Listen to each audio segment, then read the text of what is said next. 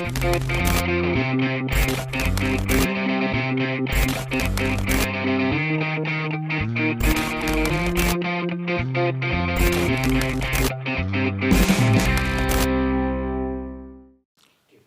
દર્શક મિત્રો, વાતોની window podcast કાર્યક્રમમાં હું નિશિત જોશી આપનું સ્વાગત કરું છું. દર્શક મિત્રો, આજે વાતોની વિન્ડો ખોલીશું એક એવા સિનિયર ઇન્ટરવેન્શનલ કાર્ડિયોલોજિસ્ટ સાથે કે જે દેશમાં જે અમુક જ જે કહેવાય છે કે જે કાર્ડિયોલોજિસ્ટ કે જેમણે પોતાની એક આગવી ઓળખ ઊભી કરી છે. આ એવા કાર્ડિયોલોજિસ્ટ છે, દેશ અને વિદેશમાં એમણે આંતરરાષ્ટ્રીય ખ્યાતિ પ્રાપ્ત કરેલી છે. 300થી પણ વધારે રિસર્ચ પેપર્સ એમણે લખેલા છે. સૌથી મહત્ત્વની વાત તો એ છે દર્શક મિત્રો કે યુપીએસસીની જે સિવિલ સર્વિસની એક્ઝામ આવે છે, એવા દેશના એકમાત્ર કાર્ડિયોલોજિસ્ટ કે જેમણે એક જ પ્રયાસમાં, જેને કહેવાય ફર્સ્ટ એટેમ્પ્ટમાં સિવિલ સર્વિસની એક્ઝામ પાસ કરી છે. અને બીજી મહત્ત્વની વાત છે કે આટલા બધા પુસ્તકો, લગભગ 8 જેટલા પુસ્તકો લખેલા છે એમણે. અને સાઇટેશન્સની વાત કરીએ તો 12,000થી પણ વધારે સાઇટેશન્સ એમના નામે બોલે છે. તો દર્શક મિત્રો, આપણે કહી શકીએ કે અત્યારે તેઓ યુએન મહેતા હોસ્પિટલ છે એમાં એ એઝ અ સિનિયર કાર્ડિયોલોજિસ્ટ તરીકે ફરજ બજાવે છે. પ્લસ ખાનગી હોસ્પિટલ જે છે અહીંની અમદાવાદની, એમાં પણ એ સારી રીતે એક સિનિયર કાર્ડિયોલોજિસ્ટ તરીકે ફરજ બજાવે છે. આ ઉપરાંત જે આપણી જે શૈક્ષણિક સંસ્થા, બીજે મેડિકલ જેવી ઇન્સ્ટિટ્યૂટ છે, એમાં પણ તેઓ એઝ એ પ્રોફેસર તરીકે પણ વિદ્યાર્થીઓને માર્ગદર્શન આપે છે. એટલે એવું કહી શકાય દર્શક મિત્રો કે ચિકિત્સા, સંશોધન, શિક્ષણ અને નેતૃત્વનો સુભગ સમન્વય આ એકમાત્ર કાર્ડિયોલોજિસ્ટમાં જોવા મળે છે. હું વાત કરી રહ્યો છું દેશ અને વિદેશના આંતરરાષ્ટ્રીય ખ્યાતિ પ્રાપ્ત કાર્ડિયોલોજિસ્ટ ડૉક્ટર કમલ શર્માની. આપણે સીધો વાતોની વિન્ડો એમની સાથે ખોલીએ. શર્મા સાહેબ, ખૂબ ખૂબ સ્વાગત છે અને દૂરદર્શનને સમય ફાળવવા બદલ આપનો ખૂબ ખૂબ આભાર. નમસ્કાર Nishitbhai, thank you very much. આટલા શબ્દોમાં મને વેલકમ કરવા માટે હું કદાચ એ મોટો એટલા લાયક નથી, પણ આપના પ્રેમનો હું સ્વીકાર કરું છું ને ખૂબ ખૂબ આભાર બોલાવવા માટે. અને ગમ્યું, કારણ કે દૂરદર્શન હંમેશા એ પ્લેટફોર્મ રહ્યું છે જેના માધ્યમે સૌથી વધારે ગુજરાતી વસ્તીઓને આપણે પહોંચી શકીએ અને જ્ઞાનનો પ્રસાર થઈ શકે. તો એના જેવું માધ્યમ ને આ શો બીજું કોઈ સહભાગી થઈ શકું એમાં મારો બહુ મોટો ભાગ્ય છે. બહુ thank you sir. It's our pleasure કે તમે અહીં આવ્યા પોડકાસ્ટના સ્ટુડિયોમાં. દર્શક મિત્રો, આજે આપણે વાત કરવાની છે જે હાર્ટ એટેક્સ અને હાર્ટ રિલેટેડ ડિસીઝીસ વિશે. તમને કાર્ડિયોલોજિસ્ટ છે એટલે ખ્યાલ આવી ગયો છે, પણ એ પહેલાં આપણે એમની સાથે થોડી અતરંગી વાતો કરીએ. શર્મા સાહેબ, બાળપણની વાત કરું તો બાળપણથી એવું, કારણ કે તમારું આખું આમ જેમ પેલા ઇસીજી કરાવે તો વેવ્સ હોય, એવી રીતે તમારા પણ વેવ્સ બહુ ઉપર નીચે આવ્યા. એવું આમાં તમારા ઇન્ટ્રોડક્શનમાં લખ્યું તમે યુપીએસસી ફર્સ્ટ એટેમ્પમાં પાસ કરી. નોર્મલી લોકો એવું કરતા હોય છે, મેડિસિનની ડિગ્રી લીધી હોય અથવા તો ડૉક્ટરની ડિગ્રી લીધી હોય પછી યુપીએસસી પાસ કરે અને પછી એ સર્વિસમાં જાય. આપનું ઊંધું થયું, આપણે પાસ કરી પણ આપણે પસંદ ના કર્યું અને પછી તમે પોતાનો જ આ વ્યવસાય પસંદ કર્યો. તો પહેલાં તો બાળપણ કેવું હતું અને પછી ધીરે ધીરે કઈ રીતે તમે એક પછી એક સફળતાના શિખરો સર કર્યા, થોડીક એની વાત કરો. નિશિતભાઈ, એવું હતું કે હું એક બહુ મધ્યમ વર્ગના પરિવારથી આવું છું. મારા ફાધર એક એન્જિનિયર હતા, સરકારી નોકરીમાં હતા અને ટ્રાન્સફરેબલ જોબ હતી. તો જ્યારે એમની ટ્રાન્સફર ભુજથી વેરાવળ થવા આવી તો ત્યારે એમણે એમના બોસને એવું કીધું કે મારો છોકરો ભણવામાં થોડો હોશિયાર છે, તો કદાચ એને અમદાવાદ જેવી સારી જગ્યાએના સારી સરકારી સ્કૂલ કે કેન્દ્રીય વિદ્યાલય જેવા સ્કૂલમાં એડમિશન મળી શકે તો મારી બદલી વેરાવળ કે ભચાઉ કે જે બદલે અમદાવાદ થઈ શકતી હોય, કારણ કે હવેનું 10મું ધોરણ આવે છે તો સારું રહેશે. અને એ ફોરવર્ડ લેટર મારા જૂની માર્કશીટો જોડે બીડવીને મોકલી આપેલ. અને મિનિસ્ટ્રીએ એ વિચારી કે ના, છોકરો ખરેખર હોશિયાર છે, ક્યાંક કરી શકશે અને 10મા ધોરણમાં આવી રહ્યો છે, એટલે અમદાવાદ આવ્યો અને ત્યારે અમદાવાદમાં ભણતર થયું. પણ નાનપણમાં બી હું જ્યારે મારા નાના એ જમાનાના જનરલ પ્રેક્ટિશનર હતા. અચ્છા. અને એ જ્યારે હું એમને બેસીને જોઉં અને જે રીતે એ પેશન્ટ જોડે વાતો કરે અને એમની જોડે જે અભિગમ એમનું વાતોનું હતું, ઘણા પેશન્ટ એમને મોઢે આવીને કહી જતા કે સાહેબ તમે વાતો કરીએ છે ને અડધું તો એનામાં મટી જાય છે. અને એ ત્યાંથી હું શીખ્યો કે માત્ર જ્ઞાન હોવું એ એક અગત્યતા નથી મેડિકલ પ્રોફેશનમાં. મેડિકલ પ્રોફેશન એવું પ્રોફેશન છે જેમાં વ્યક્તિનો તમારા પરની રિસીવિંગ કેપેસિટી અને ફિલિંગ કેવી છે એ બી બહુ મહત્વનું છે. તમે કેવા સંવેદનાથી, તમે કેવા લાગણીથી, તમે કેટલા પ્રેમથી શું વસ્તુ આપી રહ્યા છો, એ સામે વ્યક્તિ સ્વીકારવાની કેવી અભિગમ રાખે છે એ વસ્તુ બી મહત્વ રાખે છે કે એ વસ્તુ લાગુ પડશે કે નહીં. એમાં અમારી ભાષામાં કહેવાય, આપ જાણતા હશો કદાચ નિશિતભાઈ, RX ડોક્ટર લખે છે. એનો મતલબ શું છે? RX is a Latin word which means thou take, means તમે લો. તમે લો એટલે હા, આપ લો, યુ પ્લીઝ ટેક. તમે આ વસ્તુ લો, પણ હું તો આપને આપું છું, આપ લો, અને આપ કો મારે લેવું નથી, તો એ વસ્તુ લાગુ પડવાની નથી. તો એ ઘણી વસ્તુઓ આપણે જાણીએ, અને ઘણીવાર હું બી મારા છોકરાઓ જેમને હું ભણાવતો હોઉં મેડિકલ કોલેજમાં કહેતો હોઉં છું કે ડાક્ટરીમાં બીજી બે વસ્તુ જે શીખવા જેવી છે, એમાં એક છે મેનેજમેન્ટ. મેનેજમેન્ટ શાનું? વ્યક્તિનું, બરાબર, તમારા સમયનું, તમારા જ્ઞાનનું. અને બીજી વસ્તુ છે સાયકોલોજી. કારણ કે તમે રોજના 10 હાર્ટ એટેક જુઓ છો, પણ જે વ્યક્તિ હાર્ટ એટેક જોડે આવે છે એના માટે દિવસનો નહીં પણ એની જિંદગીનો પહેલો હાર્ટ એટેક છે. એટલે એના માટે તો આ સંસાર ઊંધું વળી ગયું એવું જ થાય છે. એટલે એ સાયકોલોજી સમજવી અને મેનેજમેન્ટ શીખવું, આ બે અભિગમો એવા છે જે મેડિકલમાં બી સમ પોઈન્ટ ઓફ ટાઈમ તમારે લર્ન કરવા જોઈએ. એટલે એ જોતા નાનપણથી મને એવું હતું કે મારે ડૉક્ટર થવું છે. પછી આપની વાત સાચી થાય છે કે 12મા ધોરણમાં, પછી 10th બોર્ડમાં કે 12th બોર્ડમાં બોર્ડ ટોપ કર્યું, અને ત્યારે મેરિટમાં એડમિશન મળતું, ત્યારે બહુ ક્લિયર હતું કે એન્જિનિયરિંગનું ફોર્મે નહોતું ભર્યું, મેડિકલમાં જ જવું છે. મેડિકલમાં એડમિશન લીધું ત્યારે યુપીએસસી આપીશું એવું વિચાર્યું નહોતું, પણ એનડીએની એક્ઝામ આપી, એ ક્લિયર થઈ. ત્યારે બી એ આપવાની કારણ એક જ કે પપ્પા કે બેટા જોડે આ એક કોમ્પિટિટિવ એક્ઝામ છે, એ બી આપ. અને મારા ફાધરને થોડું એવું કે બેટા કોમ્પિટિટિવ એક્ઝામો લખજે, અને એ હિસાબે એક્ઝામ આપતો. અમારી વખતે ઇન્ટર્નશીપનું જ કામ કરતા. આજકાલની જમાનામાં શું થઈ ગયું છે, ઇન્ટર્નશીપમાં લોકો એન્ટ્રન્સની પ્રિપરેશન કરે, પીજી એન્ટ્રન્સ, એમડીની. અમારી વખતે ઇન્ટર્નશીપ, અને અમારે મેરિટ બેઝડ એડમિશન હતા. એટલે અમારું through out MBBS 22 gold medal હતા, એટલે મારું મેરિટ રેન્ક ત્યાં બી હતું. મારી પીજી સીટે સિક્યોર હતી. એટલે ઇન્ટર્નશીપમાં એવું લાગ્યું કે મારે એક કોમ્પિટિટિવ બીજી એક્ઝામ આપવી જોઈએ, તો જે અમારી પીજીની એન્ટ્રન્સ હોય એ ઉપરાંત સિવિલ સર્વિસીસની એક્ઝામ આપું. કારણ કે પહેલાં NDA પાસ કરેલી, તો આપણને એવું હતું કે કોમ્પિટિટિવ, કે એક એ બી ખ્યાલ આવે કે આપણે ક્યાં ઊભા છીએ એઝ અ ડૉક્ટર, જે સાવ આઇસોલેટેડ ગણાતા હોઈએ છીએ. અને બીજું કે મારે સેકન્ડ ઓપ્શનલ રાખવાનું આવે, અને ત્યારે મેં જે આપને શરૂઆતની વાત કરી સાયકોલોજી, મારે એ સબ્જેક્ટ ભણવું હતું. તો એક ડૉક્ટર તરીકે હું સાયકોલોજી કઈ રીતે ભણી શકું? ના ભણી શકું. સાયકેટ્રી ભણી શકું, સાયકોલોજી ના ભણી શકું. તો સાયકોલોજી મેં મારું ઓપ્શનલ સબ્જેક્ટ રાખ્યું સિવિલ સર્વિસીસમાં.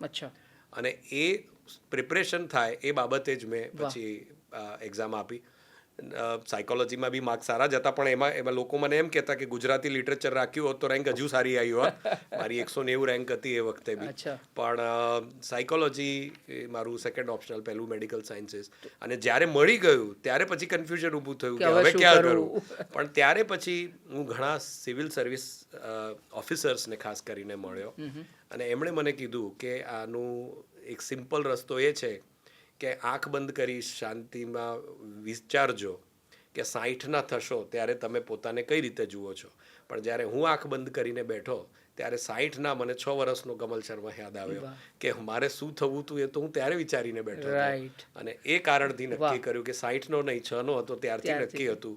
આ એક ટેસ્ટિંગ ટાઈમ્સ હતા, આપી એક્ઝામ, પાસ થયા. પણ એ સક્સેસ કે એ ફેલિયર મારા ધ્યેયથી મને ચૂકવી દે તો એનો કોઈ અર્થ નથી રહેતો.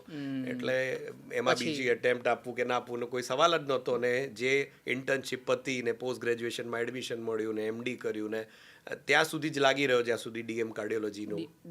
એટલે ત્યારે કાર્ડિયોલોજિસ્ટ શું એ ખબર નહોતી, પણ એ ચોક્કસ ખબર હતી કે દિલનો ડાક્ટર શું. અને દિલના ડાક્ટર થવું હતું જ્યારે હું 5મા ધોરણમાં ભણતો ત્યારથી. તો એ ગોલ ચૂક્યો નહીં, એ બાબતનું વધારે ફક્ર છે રાધર દેન કે સિવિલ સર્વિસીસ મોડ્યુલ ના ગયો. કઈ કેડર અલોટ થઈ હતી? 190 રેન્ક હતી. એટલે આઈ થિંક એ વખતે IAAS. અચ્છા. That was the cadre that was allotted along with IRTS. So 190 merit open category. એ વખતે seats બહુ ઓછી હોવા. હા, તે વખતે તો આખો સિનારિયો જ અલગ હતો આખો. So but then I could have appeared for second attempt. અમારે એ વખતે તો extension આપતા હતા, બરાબર છે. પણ મેં એ બી આપ્યું નહોતું. પણ તમે પછી મારું ક્લિયર જ હતું. You ઓપ્ટેડ for this profession. Great. આજ કન્ટિન્યુ. બહુ જ સરસ. અને આમ દર્શક મિત્રો, એક બીજી વાત પણ કહેવાનું મન થાય. એમણે વાત કરી કે 22 ગોલ્ડ મેડલ્સ, એમના જે પોતાની જે મેડિકલ સ્ટડી હતો એ મેડિકલ સ્ટડી દરમિયાન એમને 22 ગોલ્ડ મેડલ મળ્યા છે. એટલે આ બહુ જ આનંદની વાત છે કે એક એવા ગુણી કાર્ડિયોલોજીસ્ટ સાથે આપણે સંવાદ કરવા જઈ રહ્યા છે. હવે તો રિયલ વાતોની વિન્ડો ખુલશે જ્યારે હૃદયની વાત આવશે, હૃદયની બીમારીઓની વાત આવશે.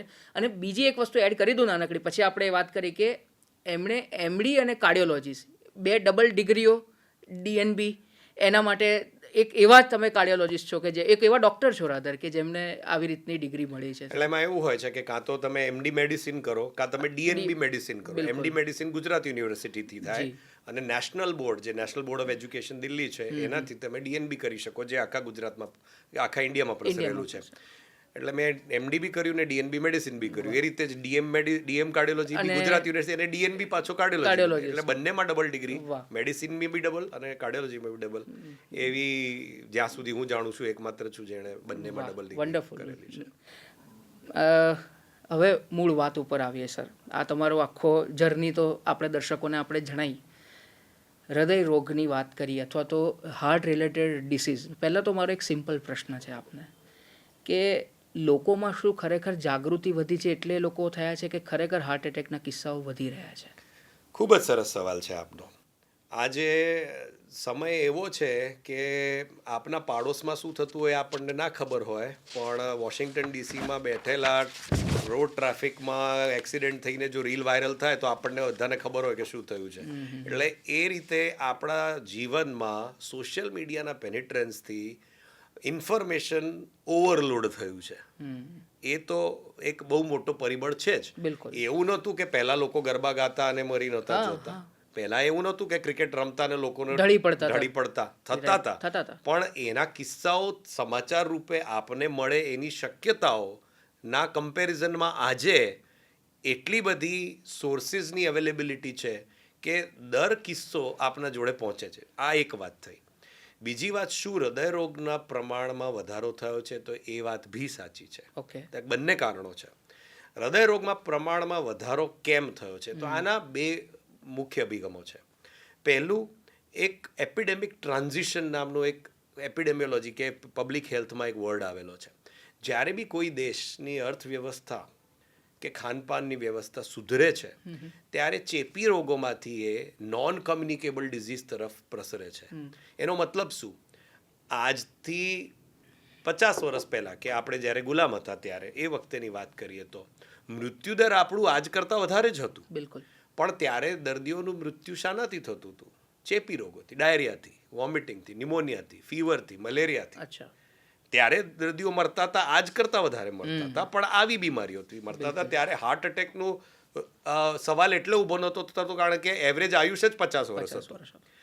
આજનું એવરેજ આયુષ્ય 70-75 ઉપર ગયું એટલે એ દાયકાના બીમારીઓ નેચરલી વધવાના. બરાબર છે. બીજી વસ્તુ, આપણે જે આપણા પૂર્વજો હતા એ કેલરીક રિસ્ટ્રિક્શનમાં સુખી રહેનારા વ્યક્તિઓ હતા. એને અમે થ્રિફ્ટીજીન હાઇપોથેસિસ કહીએ છીએ મેડિકલી.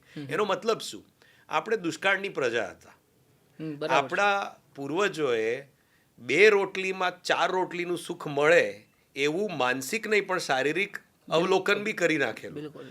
શરીરની સંરચના આપણી એવી હતી કે તમારી બોડીમાં 2000 કેલરી જાય તો એ જે 4000 કેલરી જેટલું વપરાશ કરી શકે. હવે થયું શું કે આપણે ઇકોનોમિકલી ગ્રો થયા, આપણી શરીરની જરૂરિયાત જે 2000ના બદલે 4000 કેલરીની થઈ એ મળવા માંડ્યું અને આપણે ખાવા બી માંડ્યા. હવે એ 4000 આપણું શરીર એને 8000 સમજે છે અને એનાથી બેદસ્વી પડવું, ઓબેસિટી, ડાયાબિટીસ, બ્લડ પ્રેશર પ્રશ્નો ઊભા થયા. જ્યારે એ પ્રશ્નો ઊભા થશે તો નેચરલી હાર્ટ એટેક ને એ બધા નોન કમ્યુનિકેબલ ડિસઓર્ડર્સ વધવાના. તો શું નોન કમ્યુનિકેબલ ડિસઓર્ડર્સ વધ્યા છે? તો અમારું પોતાનું એક રિસર્ચ પેપર છે ગ્લોબલ બર્ડન ઓફ ડિઝીઝમાં, જેમાં અમે બતાવ્યું છે કે over a period of time lifestyle changes આવવાના કારણે, જેમાં કે ક્રિકેટ ક્યાં રમે છે આપનો છોકરો? તો મોબાઈલમાં રમે છે. કે મેદાનમાં નથી રમતો. ફિલ્ડમાં નથી રમતો. મેદાનમાં નથી રમતો. આપણે જમાનામાં એક ટ્રાન્ઝિશન હતું કે દિવાલમાં ભીતે બોલ ટપકાડીને રમતો ને આપણે ખખડાવતા કે ગ્રાઉન્ડમાં જઈને રમને. અને હવે એ જમાનો છે કે બેટા કઈ નહીં તો દિવાલમાં મટકાડીને રમ, પણ રમતો ખરો તું બેટ ને બોલ હાથમાં લે, મોબાઈલ નહીં. એટલે એ જે ટ્રાન્ઝિશન આવ્યું જેમાં એક્ટિવિટી જતી રહી, બરાબર છે. ખોરાકનો પ્રકાર બદલાઈ ગયો. બિલકુલ. Fast food, junk food, fast food ને જંક. ફાસ્ટમાં શું છે? ફાસ્ટ એ નથી કે તમે ફાસ્ટ કરીને ખાઈ રહ્યા છો. ફાસ્ટ એ છે કે બનાવવામાં સહેલું પડે છે. બનેલું 6 મહિના જૂનું છે, ફ્રીજમાં પડ્યું છે, લાય બેટા માઇક્રોવેવમાં ફેરવ અને લઈને ખાઈ જા. કેટલા માઇક્રોન્યુટ્રિયન્ટ્સ એમાં ડિસરપ્ટ થાય છે, કેટલા ઓક્સિડાઇઝ સબસ્ટેન્સીસ આવે છે, એ બહુ મોટો અનુસંધાનનો વિષય છે. અને એ બધી વસ્તુઓ ભેગા થતાં વધતી આપણી થ્રિફ્ટી જીન હાઇપોથેસિસના કારણે એવું જોવામાં આવ્યું છે કે આપણા દેશમાંથી જે પલાયન કરી કે ઇમિગ્રેટ કરી બીજા દેશોમાં વસી ગયા ભારતીયો છે, એમની જે નેક્સ્ટ જનરેશન થાય છે, જે અમેરિકામાં એનઆરઆઈ હોય અને એનું બાળક પેદા થાય, એ ત્યાં જન્મે, ત્યાં જનું લાઈફસ્ટાઈલ અડોપ્ટ કરે, ત્યાંનું જ ભોજન કરે, ત્યાંના જ પ્રમાણે રમે ને ત્યાંનું જ બ્લેક ફ્રાઈડે બાર્ગેન્સ કરે, પણ એ કરવા છતાં બી એનું એક ત્યાંના નેટિવ અમેરિકન કોકેશિયન કરતાં હાર્ટ અટેકનું જોખમ બમણું છે. બરાબર. એનો મતલબ આપણે જેનેટિકલી બી સસેપ્ટેબલ છીએ. તો આનુવાંશિકતા આપણી આપણને એટ રિસ્ક બનાવે છે. બિલકુલ. વત્તા એમાં આપણું ખરાબ માટીમાં ખરાબ વાવેતર, એ અમે એ રીતે ઘણી વાર વાત હું કરતો હોઉં છું કે આપણી માટી તો ખરાબ છે જ, અને એમાં પછી આપણે વાવેતરે ખરાબ કરીએ છીએ. એટલે પછી કહે છે કે આપણી ફસલ કેમ ખરાબ થઈ. તે તો થવાની જ છે નેચરલી. એટલે આ બે વસ્તુ જ્યારે ભેગી થાય છે એટલે આ મોટો ભડકો થાય છે. ત્યારે પછી આ સવાલ ઊભો થાય છે કે 20 વર્ષે ક્રિકેટ રમતો કેમ જતો રહ્યો, બેડમિન્ટન કોર્ટમાં રમતો તો કેમ 25 જતો રહ્યો, કે ગરબા ગાતા હતા તો છેલ્લા 5 વર્ષથી નાનો હતો ગાતો તો હવે કેમ જતો રહ્યો. અને એ ઉપરાંત હાર્ટ એટેક સિવાય બરાબર હૃદય બંધ પડવું, કાર્ડિયક અરેસ્ટ, જેના ઘણા આપે પોતે બહુ બધા શોઝ કરેલા છે, એ હાર્ટ એટેક એમાંનું એક કારણ છે. એ સિવાયના ઘણા કારણો છે જેનું જ્ઞાન બી નથી અને એની જ્ઞાન ના હોવાના કારણે એટલી સંશોધનો, તપાસ અને ઈલાજ બી નથી. બરાબર. એટલે એ બાબતની આપણે પબ્લિકના અંદર એક્સપેક્ટેશન રાખવી, સજગતા લાવવી, એ બી ખૂબ જરૂરી છે. અને તમે સર બીજી જે વાત કરી કે વડીલો આપણા હતા કે ભાઈ ઓછું ખાવું, તો એમાં હંમેશા એવું જ કે છે ભૂખ કરતાં એક રોટલી ઓછી ખાવી સારી એના માટે. બરાબર છે, આ વાત છે. તમારે જે સ્ટડીની વાત કરી, સ્ટડીમાં હું એક બીજી વાત પણ એડ કરવા માગું છું કે યુવા પેશન્ટ્સ જે સ્મોકિંગ અને ટોબેકો, જે અત્યારે ટોબેકો ચ્યુઇંગ અને સ્મોકિંગ થાય છે, એ કેટલું અત્યારે ડેન્જરસ સાબિત થઈ રહ્યું છે, કારણ કે વ્યસનનું પ્રમાણ સતત વધી રહ્યું છે અત્યારે યુવાનોમાં. તો આ પણ એક તમારા સ્ટડીનો હિસ્સો હતો, તો આના વિશે થોડીક વાત કરો. જો આમાં છે ને કોઈ બી આપણે ઘણી વાર વાત કરી કે ટીબી કેમ થયું, ધારો કે વાત કરીએ તો કે ભાઈ ટીબીનું એક જંતુ હતો, માઇકોબેક્ટેરિયમ ટ્યુબરક્લોસિસ, તમારા બોડીમાં ઘૂસી ગયું, રોગ પ્રતિકારક શક્તિ ઘટીને થઈ ગયું. હાર્ટ એટેકમાં એવું નથી કે એક જંતુ ઘૂસી ગયો થઈ ગયું heart attack. Heart attack is a multifactorial disorder. એના એવું કહેવામાં આવે છે કે કરીબ 20,000 જેટલા જવાબદાર કારણો હોઈ શકે, જેમાંથી આપણે 2,000 જેવા શોધી શક્યા છીએ. અને એમાંથી 200ના રેગ્યુલર રીતે સાયન્ટિફિક લેવલમાં, રિસર્ચ લેવલ સુધી તપાસો કરીએ છીએ, જેમાંના 20 કારણો પણ એવા છે કે જે 90 થી 95% હાર્ટ એટેક એક્સપ્લેન કરી શકે છે. એટલે તમારે માત્ર ને માત્ર અગ્રેસિવલી બી જાઓ તો 10 થી 20 કારણો શોધવાની જરૂર છે. પણ એનો મતલબ એ થયો કે એક કારણથી રન થાય એવું નથી, પણ જે મુખ્ય 10 કારણો ગણ્યા એમાંનું એક સૌથી અગત્યનું કારણ એ તંબાકુનું સેવન છે. તંબાકુ પોતે ના કેવલ ઓક્સિડાઇઝ સબસ્ટાન્સ બનાવે છે, પણ બોડીની અંદર એડ્રેનલિનનું સ્રાવ વધારે છે. નિકોટિન જ્યારે બળે અને એના બળતા જે પરિબળો બનતા હોય છે એ તમારા હૃદયને ચાબુકની જેમ દોડાવવા માટે વધારે પડતું એડ્રેનલિનનું સ્રાવ કરે. એટલે આ થાકેલા ઘોડા પર 2 ચાબુક વધારે વાળી વાત એના જેવી વાત. એટલે રિસ્ક ફેક્ટર્સ 2 પ્રકારના હોઈ શકે. જેમ મેં તમે કીધું, તમે મા બાપ તો બદલી શકવાના નથી તમારા, એટલે આનુવાંશિકતા જે છે એ છે, પણ જે તમે બદલી શકો એવા મોડિફાયેબલ રિસ્ક ફેક્ટર્સ કયા, એમાં સૌથી સહેલું અને અગત્યનું છે એ તંબાકુનું સેવન.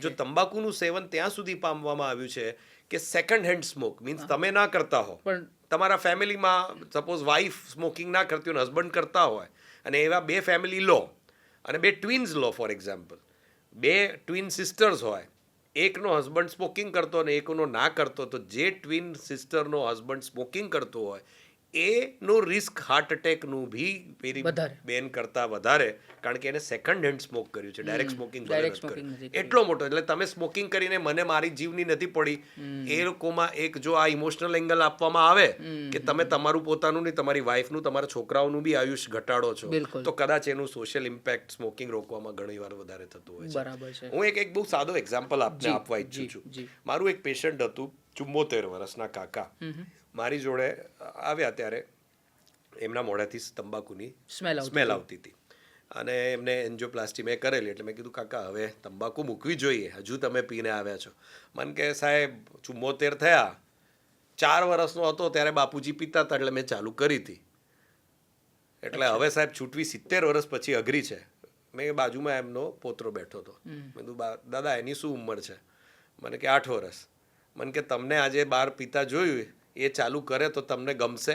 કાકા 2 મિનિટ ચૂપ રહ્યા, મારી સામું જોતા રહ્યા, પછી ગજવામાંથી બીડીનું બંડલ કાઢ્યું. મને કે સાહેબ આ તમારા આગળ મૂકી, છોકરાને સમ છે, બીજી વાર નહીં પીવું. વાહ. અને આ રીતે મૂકીને ગયા. તો આવી રીતે ઘણી વાર જો તમે આજે શરૂઆતમાં આપણે વાત કરી જી. કે ઇમોશનલ કનેક્ટ, ઇમોશનલ કનેક્ટ. મારી ફરજ, કોઈ ડોક્ટર કહી શકે કે ફરજ નથી કે કાકાને એના કાકાને પોતરાને સમજાવો. બતાવીને કહું કે બીડી છોડ. બરાબર છે. બીડી છોડવો મેં લખી દીધું, Right. કહી દીધું કે એ તમારી ફરજ તમે કહેશો તો કદાચ લીગલી બહુ થઈ જતી હશે, બરાબર પણ છે. ઇમોશનલી કદાચ જો તમે આ રીતે અટેચ થઈને ઇન્વોલ્વ થઈને એક ડોક્ટર જો એને સલાહ આપશે તો એનો ઇમ્પેક્ટ ઘણો લાંબો લાવી શકશે. બહુ સાચી વાત. કદાચ આપણે એને પોતાની તંબાકુ નથી છોડાઈ, બરાબર પણ છે. કદાચ એના પોતરાને તંબાકુ ચાલુ કરતા બી અટકાઈ શકે. બરાબર છે. બહુ મહત્વની વાત કરી આપે.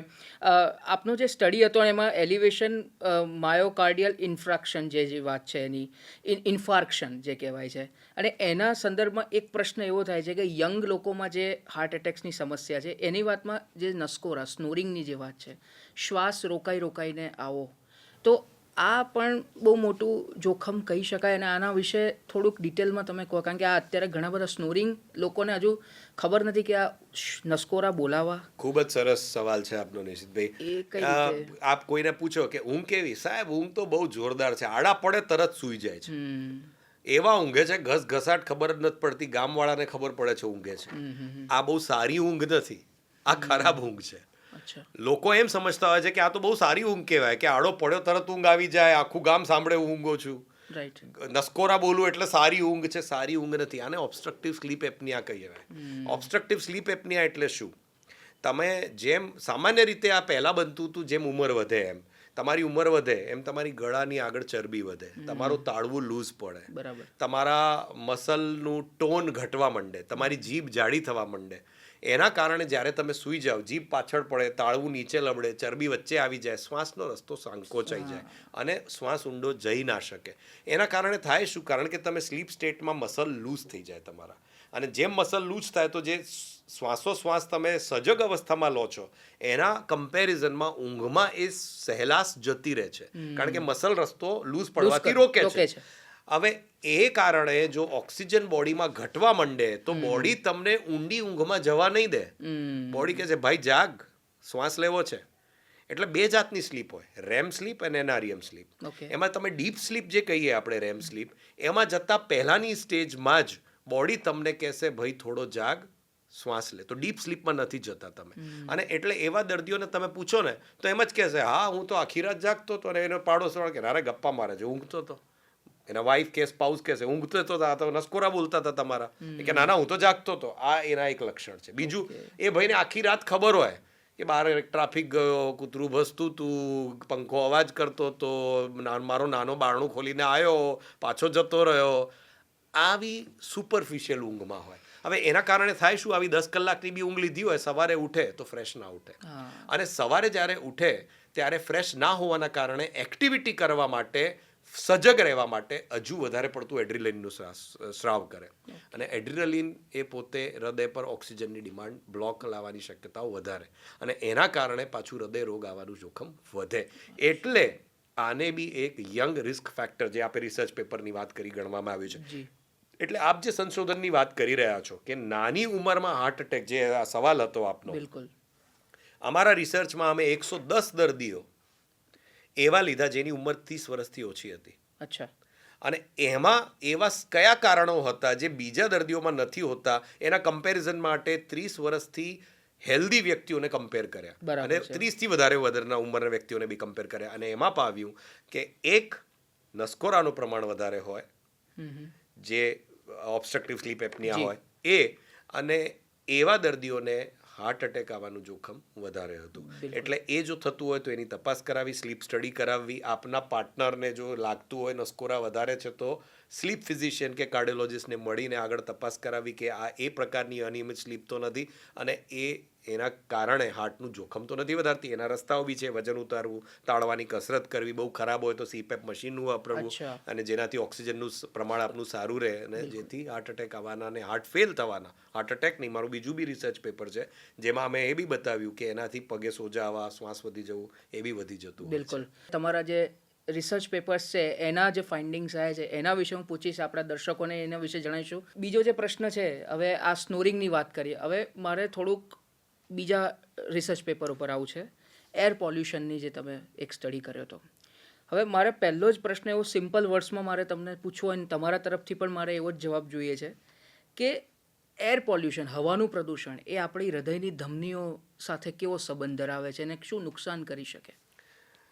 એ ડેફિનેટલી એક રિસ્ક ફેક્ટર છે. જે નવા રિસ્ક ફેક્ટર શોધાઈ રહ્યા છે એમાંનું એક રિસ્ક ફેક્ટર એ PPM 2.5 અચ્છા, પાર્ટિક્યુલેટ મેટર 2.5 ને ડેફિનેટ એસોસિએશન પામવામાં આવેલું છે અને WHO બી સાબિત કર્યું છે કે એક રિસ્ક ફેક્ટર છે.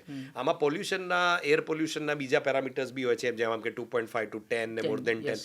એમના એસોસિએશન હજુ સ્ટેબ્લિશ નથી થયા પણ 2.5 નું એસ્ટેબ્લિશ થયેલું છે. એ કઈ રીતે કરે છે માટેની ઘણી બધી થિયરીઝ છે, એ આપણે ચર્ચા કરવી હોય તો કરી શકીશું કોઈ વખતે, પણ ટૂંકમાં જો જણાવું તો આ પાર્ટિકલ પોતે સર્ક્યુલેશનમાંથી પાસ થઈ અને નળીઓમાં જઈને જામી અને ત્યાં સોજો લાવી અને ક્લોટ બનાવી શકે. તે ઉપરાંત ઇન્ફ્લેમેશન ઇન જનરલ ટ્રિગર કરીને, જેમ કોરોના પોતે હૃદયને પકડે કે ના પકડે પણ ફેફસા પકડવાના કારણે જે ઇન્ફ્લેમેશન કરતું હતું ને હાર્ટને ઇન્વોલ્વ કરતું હતું એ રીતે PPM પોતે બી કરી શકે. એટલે માસ્કિંગ, હવે હું ઘણીવાર લોકોને કહેતો, ઘણાવાર લોકો મને પૂછતા હોય કે સાહેબ માસ્ક કેમ હજુ પહેરો છો? મેં કીધું કોરોના ગયો છે પણ વાયુથી થતા અન્ય રોગો હજુ નથી ગયા, આપણે જાણતા નથી, કઈને નથી આવવાના. કારણ કે દર સિઝનમાં સ્વાઇન ફ્લૂ કે કોઈ બીજા જાતના રોગ અને પોલ્યુશન અને એલર્જી, રાઈટ, કબૂતરની બીટ, ફંગલ ઇન્ફેક્શન્સ, એલર્જીક બ્રોન્કાઇટિસ, એ બધું તો કોમન છે જ. તો જ્યાં બને અને શક્ય હોય અને આપ કમ્ફર્ટેબલ હો તો સિમ્પલ N95 નહીં તો કમસે કમ PPM 10 મીન્સ 92% કે 90% વાળા જે માસ્ક હોય એ પહેરીને કમસે કમ મેજર એલિયર પોલ્યુટન્ટ્સને ફિલ્ટર કરી શકે એવા માસ્ક પહેરવા એ એક બહુ ઇમ્પોર્ટન્ટ આસ્પેક્ટ હોઈ શકે. બરાબર છે. તો આમાં છેલ્લા 30 વર્ષની જે તમે એ રિસર્ચ પેપરને જ હું આગળ વાત કરું કે એમાં જે પોલ્યુશન લિંક્ડ IHDની જે વાત કરી છે આપે, તો એ આટલો બધો કેમ વધ્યો? અને એમાં જ એક પ્રશ્ન એડ કર્યું કે અર્બન લાઇફસ્ટાઇલ કે ઇન્ડસ્ટ્રીઝ એના માટે જવાબદાર છે? ખૂબ અગત્યનો સવાલ છે. આ જે સ્ટડી હતો એ ગ્લોબલ બર્ડન ઓફ ડિઝીઝનો સ્ટડી હતો. મીન્સ કે એમાં જે ઓપન સોર્સમાં ડેટા અવેલેબલ છે એના પરથી આપ જ્યારે શોધો કે કેટલા કયા દેશો અને કયા શહેરોમાં કેટલા પ્રમાણમાં છેલ્લા 3 દાયકાઓમાં કેટલું પોલ્યુશન વધ્યું, કેટલું હાર્ટ એટેકનો ઇન્સિડન્સ વધ્યો અને એની સામે તમે બીજી વધતી બીમારીઓને મેચ કરો. કારણ કે એવું બી થઈ શકે ને કે જેમ મેં કીધું આપણા દેશમાં 30 વર્ષમાં મેદસ્વીપણું બી વધ્યું, બિલકુલ, એક્ટિવિટી ઘટી, ડાયાબિટીસે વધ્યું, બીપીએ વધ્યું, તો એ બી તો જવાબદાર હોઈ શકે. તો તમારે એને પહેલા મેચ કરવું પડે કે એના બાદ કર્યા પછી માત્ર પોલ્યુશન પોતે કેટલો જવાબદાર હતો. તો એ જ્યારે આપ મેચ કરો છો તો એ ડેફિનેટલી આવે છે કે એ ફેક્ટર માટે રેસ્પોન્સિબલ PPM 2.5 તો ખરું જ, પણ એ સિવાયના અન્ય પોલ્યુટન્ટ્સ, મીન્સ કે ઇન્ડસ્ટ્રીયલ થયું કે મેન્યુફેક્ચરિંગ થયું કે કન્સ્ટ્રક્શન થયું કે એર પોલ્યુશન થયું, એ બધા પરિબળો ભેગા થઈને ટોટલ તમે ક્વોલિટીને અસર કરો ત્યારે મેટર કરે છે. અને નેચરલી એ અર્બન સેન્ટર્સમાં રૂરલ કરતાં વધારે છે. પુરુષોમાં એ બર્ડન વધારે છે? એ પુરુષોમાં એ પેપરમાં એ જ હતું, કારણ કે પુરુષો વધારે આઉટડોર છે. અચ્છા, વધારે ઇન્ડોર રહેવાની પોસિબિલિટી છેલ્લા 3 દાયકા પહેલા કરો. વર્કિંગ વિમેન આજનો બી કોન્સેપ્ટ છે, પહેલા બી હતો, પણ પોસિબિલિટી તમે જો જેન્ડર બાયસીસમાં જુઓ, ખાસ કરીને રૂરલ એરિયાઝમાં, તો મેનનું એક્સપોઝર વધારે છે. તો આમાં બીજો એક પ્રશ્ન એડ કરી દો કે પ્રદૂષણ અને હાર્ટ રિલેટેડ ડિસીઝને ઓછા કરવા માટે વહીવટીતંત્ર અથવા તો કેવા સરકારને આપ કેવા સૂચન કરવા માગશો કે જેનાથી આ જેટલું બી જોખમ છે એટલું ઓછું થાય? આઈ થિંક આમાં ઘણું બધું કામ પોલિસી લેવલ પર થઈ રહ્યું છે, including to reduce the generation of, ધારો કે આપણે કારની વાત કરીએ તો ઇલેક્ટ્રિકલ એડોપ્શન હોય કે સીએનજી એડોપ્શન હોય કે એના માનકદંડો હોય, બરાબર છે. યુરોપિયન કરતાં આપણા માનકદંડો એનાથી એક ડગલા આગળ જ હશે, પાછળ નથી. બિલકુલ. તમે લેડ ફ્રી થવાનીથી વાત કરો જમાનાથી કે ઇથેનોલના યુઝેજની વાત કરો, બરાબર છે. આપણા માનકદંડો ભારત જે નોર્મ્સ કહેવાય છે એ ઓલરેડી ઘણા એ બાબતમાં આગળ છે. પણ વાત એ છે કે કેટલા રેગ્યુલેટરી અંદર છે અને કેટલા રેગ્યુલેટરી બહાર છે. ફોર એક્ઝામ્પલ આજે બી ફરાળી બાળવાની જે વાત થઈ, હવે એ રેગ્યુલેટરી ઇશ્યુઝ કેટલા એમાં ઇન્વોલ્વ કરી શકો, ક્યાં સુધી કરી શકો, કારણ કે એના સોશિયો ઇકોનોમિક એંગલ્સ બી અલગ છે પાછા. એટલે એ આપની વાત સાચી છે, એ ડિસિઝન કોઈ કાર્ડિયોલોજીસ્ટ લઈ શકશે નહીં, એ ડિસિઝન પોલિસી મેકર્સ અને એડમિનિસ્ટ્રેશન લેવલ પર જ આવશે. અને આઈ થિંક એકવાર આ ચર્ચા આપ ઊભી કરશો તો એ ઓપન થશે અને એમાં ઇન્ક્લુઝિવનેસ આવશે. કારણ કે જેમ જેમ આપ ડાયાબિટીસની દવા બનાવશો, બીપીની દવા બનાવશો, પણ એર પોલ્યુશનની દવા નથી બનાવી શકતા. બિલકુલ સાચી વાત છે. આપે અને એર પ્યોરિફાયર કેટલા લગાવશો તમારે? એનાથી સહેલું એ છે કે એર જ પ્યોર રહેવા દઈએ, બગાડીએ અને પછી પ્યોર કરીએ એ યોગ્ય નથી. એનો કોઈ રસ્તો ના હોઈ શકે. આ પેલા જેવું છે જે એક રાજાએ એના પ્રજામાં કેટલા લોકો દિલગીર અને ઈમાનદાર છે જાણવા માટે બંધ મટકામાં એક ડોલ બધાએ આવી અને ઘી નાખી જવું માટેનું સૂચન કર્યો અને પછી જોયું તો કે હું એકલો એક ડોલ પાણી નાખીશ તો ક્યાં ખબર પડશે ને છેલ્લે ખાલી પાણી ભરાણું. તો એ ઇન્વોલ્વમેન્ટ તો દરેક વ્યક્તિ આવવું પડશે, બધાએ એક ડોલ ઘી નાખવાનું તો બધાએ જ પ્રયાસ કરવાનો. બહુ સાચી વાત છે. એટલે સૌનો જે પ્રયાસ હશે એ જ છેવટે મેટર કરવાનો છે, કોઈ એક વ્યક્તિથી કે કોઈ એક સમૂહથી નહીં થાય આ વસ્તુ. નેક્સ્ટ પેપર ઉપર આવું છું અને બહુ ઇમ્પોર્ટન્ટ હતું કે ક્લાઇમેટિક કન્ડિશન્સ અને તમારા ACS જેને કહેવાય એક્યુટ કોરોનરી જે સિન્ડ્રોમ છે, જે એટલે એને કહેવાય કે હાર્ટ એટેકના તમામ પ્રકારો. હવે આ કેટલું મહત્વપૂર્ણ થાય? જેમ કે હ્યુમિડિટીની વાત કરીએ, બહુ સરસ. બાફ જે રીતનો અત્યારે એનું પ્રમાણ નોર્મલી ચોમાસામાં, કરેક્ટ, ઓગસ્ટ સપ્ટેમ્બરનો જે મહિનો હોય છે એ હ્યુમિડિટી પુષ્કળ હોય છે અને ત્યારે હાર્ટ ડિસીઝીસ છે. તો આના વિશે થોડીક વાત કરો. નિશિતભાઈ આપે છે ને બહુ સઘન અભ્યાસ કરેલો છે મારા પેપર્સનો એવું લાગી રહ્યું છે. અને ફ્રોમ યોર બેકગ્રાઉન્ડ ઓફકોર્સ આપ પોતે PhD છો એટલે હું સમજી શકું આપે આમાં ખૂબ શોધખોળ કરી છે આ પેપરો બાબતે. પણ આ બહુ અગત્યનો સવાલ એટલે છે અને આપે હું સમજું છું પૂછ્યું બી એટલે જ છે કે લોકોમાં આ ભ્રાંતિ છે કે શિયાળો આવે ને એટલે હાર્ટ એટેક આવે. અને અમે એ જ સાબિત કર્યું કે એવું જરૂરી નથી. શિયાળો આવે એટલે જ હાર્ટ એટેક આવે એવું નથી. એ પેપરમાં અમે બતાવ્યું કે એટમોસ્ફેરિક વેરિયેબલ્સમાં વાતાવરણની આર્દ્રતા મીન્સ કે હ્યુમિડિટી એ બી મેટર કરે છે. અને એ ઉપરાંત એટમોસ્ફેરિક પ્રેશર એ બી મેટર કરે છે. તમે જુઓ જ્યારે સાયક્લોન આવતું હોય છે એ વખતેના અમુક એરિયાઝના ઇન્સિડન્ટ્સમાં બી હાર્ટ એટેક વધેલા છે. બરાબર છે. એટમોસ્ફેરિક પ્રેશર્સ જ્યારે વેરી થાય છે, હ્યુમિડિટી વેરી થાય છે અને એ ટેમ્પરેચર સાથે કમ્બાઈન થાય છે, જ્યારે ત્રણેયનું મિક્સચર થાય છે ત્યારે હાર્ટ એટેક મેક્સિમમ છે. એનો અગેન એ રીતે જ અમે નોર્મલાઇઝ કરીને ડેટા શોધવાનો પ્રયાસ કર્યો અને ગુજરાતનો આ પહેલો ને એકમાત્ર ડેટા છે જે આ રીતે જોઈ રહ્યું છે કે ગુજરાતમાં મેક્સિમમ હાર્ટ એટેક્સનો એ સમયગાળો આ એટમોસ્ફેરિક વેરિયેબલ્સથી બનતા હતા એમાં આર્દ્રતાનું પ્રમાણ, બાફનું પ્રમાણ એ જ મેક્સિમમ કોન્ટ્રીબ્યુશન આપતું હતું, ટેમ્પરેચર નહીં. કારણ કે અમદાવાદમાં તો એવું કહેવાય બે જ સિઝન હોય છે, ગરમી ને અતિ ગરમી. સાચી વાત છે. એટલે અહીંયા ઠંડીથી હાર્ટ એટેક આવે એવી શક્યતા બહુ ઓછી છે. અહીંયા ઠંડી એટલે પ્લેઝન્ટ, એટલે હાર્ટ એટેક કેમ આવવું જોઈએ? તો પછી બરાબર છે. અમદાવાદમાં તો હાર્ટ એટેક આવવો જ ના જોઈએ ને ઠંડી પડે તો ત્યારે. પણ એ વધે છે કારણ કે આજે હાલ હુમસની આપણે વાત કરી, હ્યુમિડિટીની વાત કરી, એના કારણે જ્યારે બોડીની અંદર ડિહાઇડ્રેશન ઉત્પન્ન થાય, આપ વિચારો શરદી છે ને આપ પાણી લો નહીં અને બાફના કારણે બોડી ડિહાઇડ્રેટ થાય, બ્લડનું હિમો કોન્સન્ટ્રેશન થાય, રિફ્લેક્સ ટેકિકાર્ડિયા થાય, હાર્ટના ધબકારા વધે, ઓક્સિજનની ડિમાન્ડ વધે, પલ્સ બ્લડ પ્રેશર ફ્લક્ચ્યુએટ થાય, ફેફસામાં કન્જેશન વધે, શ્રમ પડે, આ બહારની નળીઓનું સંકોચન થાય, હાર્ટ પર લોડ વધે અને લોડ અને સપ્લાય, ડિમાન્ડને સપ્લાયનું બેલેન્સ ચૂકે અને હાર્ટ એટેક સર્જાય. એનું થિયરી અને મેકેનિઝમ છે. તો આમાં એક પ્રશ્ન એડ કરું કે જેમ હોસ્પિટલ્સ, જેમ વેધર એલર્ટ્સ હવામાન વિભાગ જાહેર કરે છે, એવી રીતે આવી રીતના એલર્ટ્સ જાહેર કરી શકે હોસ્પિટલ્સ કે કરવા જોઈએ?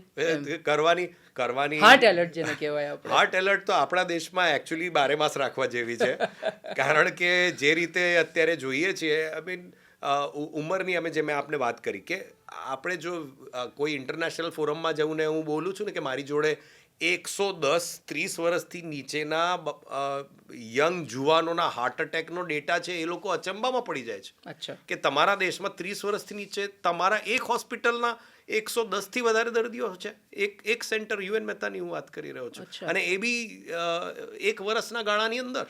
આપ વિચાર કરો, મારા ત્યાં જો 1 વર્ષની અંદર 110 જેવા દર્દીઓ 30 વર્ષથી નાની ઉંમરના હાર્ટ એટેકવાળા આવતા હોય તો આપણે બધાએ સજગ રહેવાની તો ચેતવાની તો જરૂર છે જ. બિલકુલ. પણ એનો બીજો એંગલ એ બી છે કે આપણી હેલ્થકેરની અવેલેબિલિટી ને એક્સેસિબિલિટી બી એટલી સુધરી છે. બિલકુલ. કે અટેક આવે તો વ્યક્તિઓ એ શોધી અને હોસ્પિટલ પહોંચે છે, કારણ કે આ તો હોસ્પિટલમાં આવેલા દર્દીઓ છે. બિલકુલ બિલકુલ. હોસ્પિટલથી બહાર ડેથ થઈ ગયેલા સડન ડેથના કેસીસના નંબર એ તો વાત જ નથી કરતા, એ વાત નથી કરી રહ્યા. બરાબર. એટલે ડિક્લેર એમરજન્સી તો બધાએ પોતપોતાના હેલ્થ બાબતે સજગ થવાની અત્યારથી દરેક વ્યક્તિ માટે જરૂર છે. કારણ કે તમે તમારા વ્યવસાયને, તમારા પરિવારને, તમારા આજુબાજુના લોકોને, તમારા મોબાઈલને, તમારા નેટફ્લિક્સના ચેનલને કે તમારા દૂરદર્શનના કેબલને સમય આપો છો, તમે આ શોને બી સમય આપો છો, તમારા પોતાના શરીરને બી થોડો સમય આપો. બહુ જ સાચી વાત કરી આપે. સમયને એટલે તમે એવું કીધું ને કે તમારા શરીરને પણ સમય આપો, એટલે શરીરને ન્યુટ્રિશન પણ આપો, એને થોડી એક્સરસાઇઝ પણ આપો.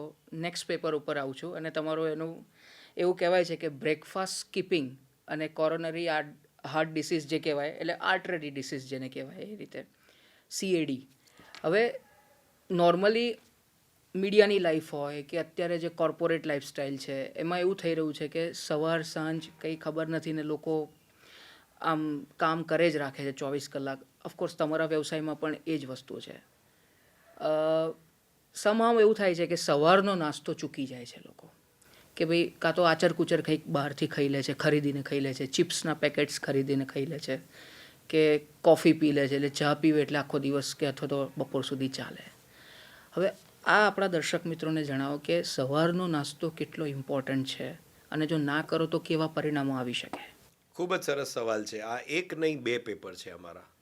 બંને પેપરમાં સાબિત થયું. આ યંગ લેસ દેન 30 વાળા હાર્ટ એટેકમાં બી રિસ્ક ફેક્ટર હતું કે તમે તમારું બ્રેકફાસ્ટ ચૂકો છો, અથવા તમારું majority of the days, means કે અઠવાડિયાના 4 કે વધારે દિવસો તમારો બહાર જમવાનું બને છે, તો તમે એટ રિસ્ક છો કમ્પેર ટુ જે નથી કરતો. આ યંગ લેસ દેન 30માં બી થયું. અને બ્રેકફાસ્ટનો તો એક ડાયટ વાત હતી શોધવાની કે આપણે ખોરાકનો પ્રકાર અને હાર્ટ એટેકનું સંશોધન કરીએ. બરાબર. તો એમાં કોઈ ખોરાકના પ્રકારમાં એટલો મોટો ફરક નથી નીકળ્યો. એ સંશોધનમાં ફરક શું નીકળ્યો સૌથી મોટો, કે જેણે નાસ્તો જ નથી કર્યો એ વ્યક્તિને જોખમ વધારે. હવે કઈ રીતે બનતું હશે અને શું ધ્યાન રાખવું જોઈએ, બંનેની વાત કરું છું.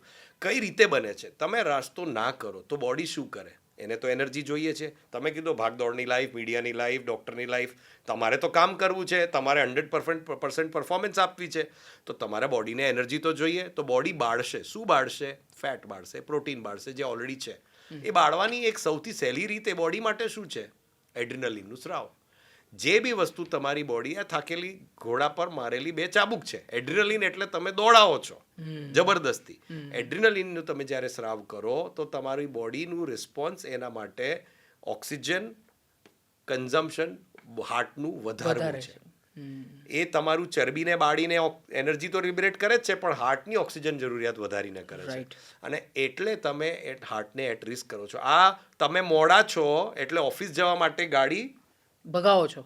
આ તમે જ્યારે બ્રેકફાસ્ટ સ્કીપ કરો છો ત્યારે કરો છો, એટલે A at risk of accident તો વધી જ જવાનું ને. રાઈટ. આ એની મેકેનિઝમ છે.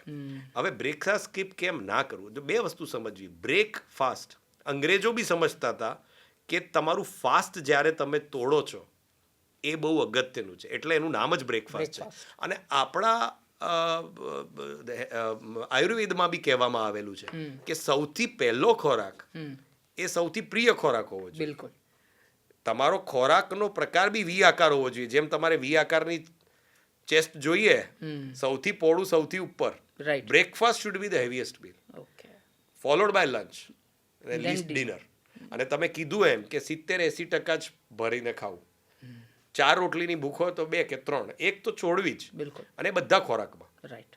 બ્રેકફાસ્ટ સૌથી હેવી રહે, અને એવું રહે કે તમારા લંચ સુધી તમને વચ્ચે એક્સ્ટ્રા ચા કે એક્સ્ટ્રા કોફી કે એકાદ બફવડા કે સમોસાની જરૂરિયાત ઊભી ના કરે. કોઈ મૂકી દે તો મારે કેવું પડે, નિશિતભાઈ રહેવા દો ને, ભરેલો છું.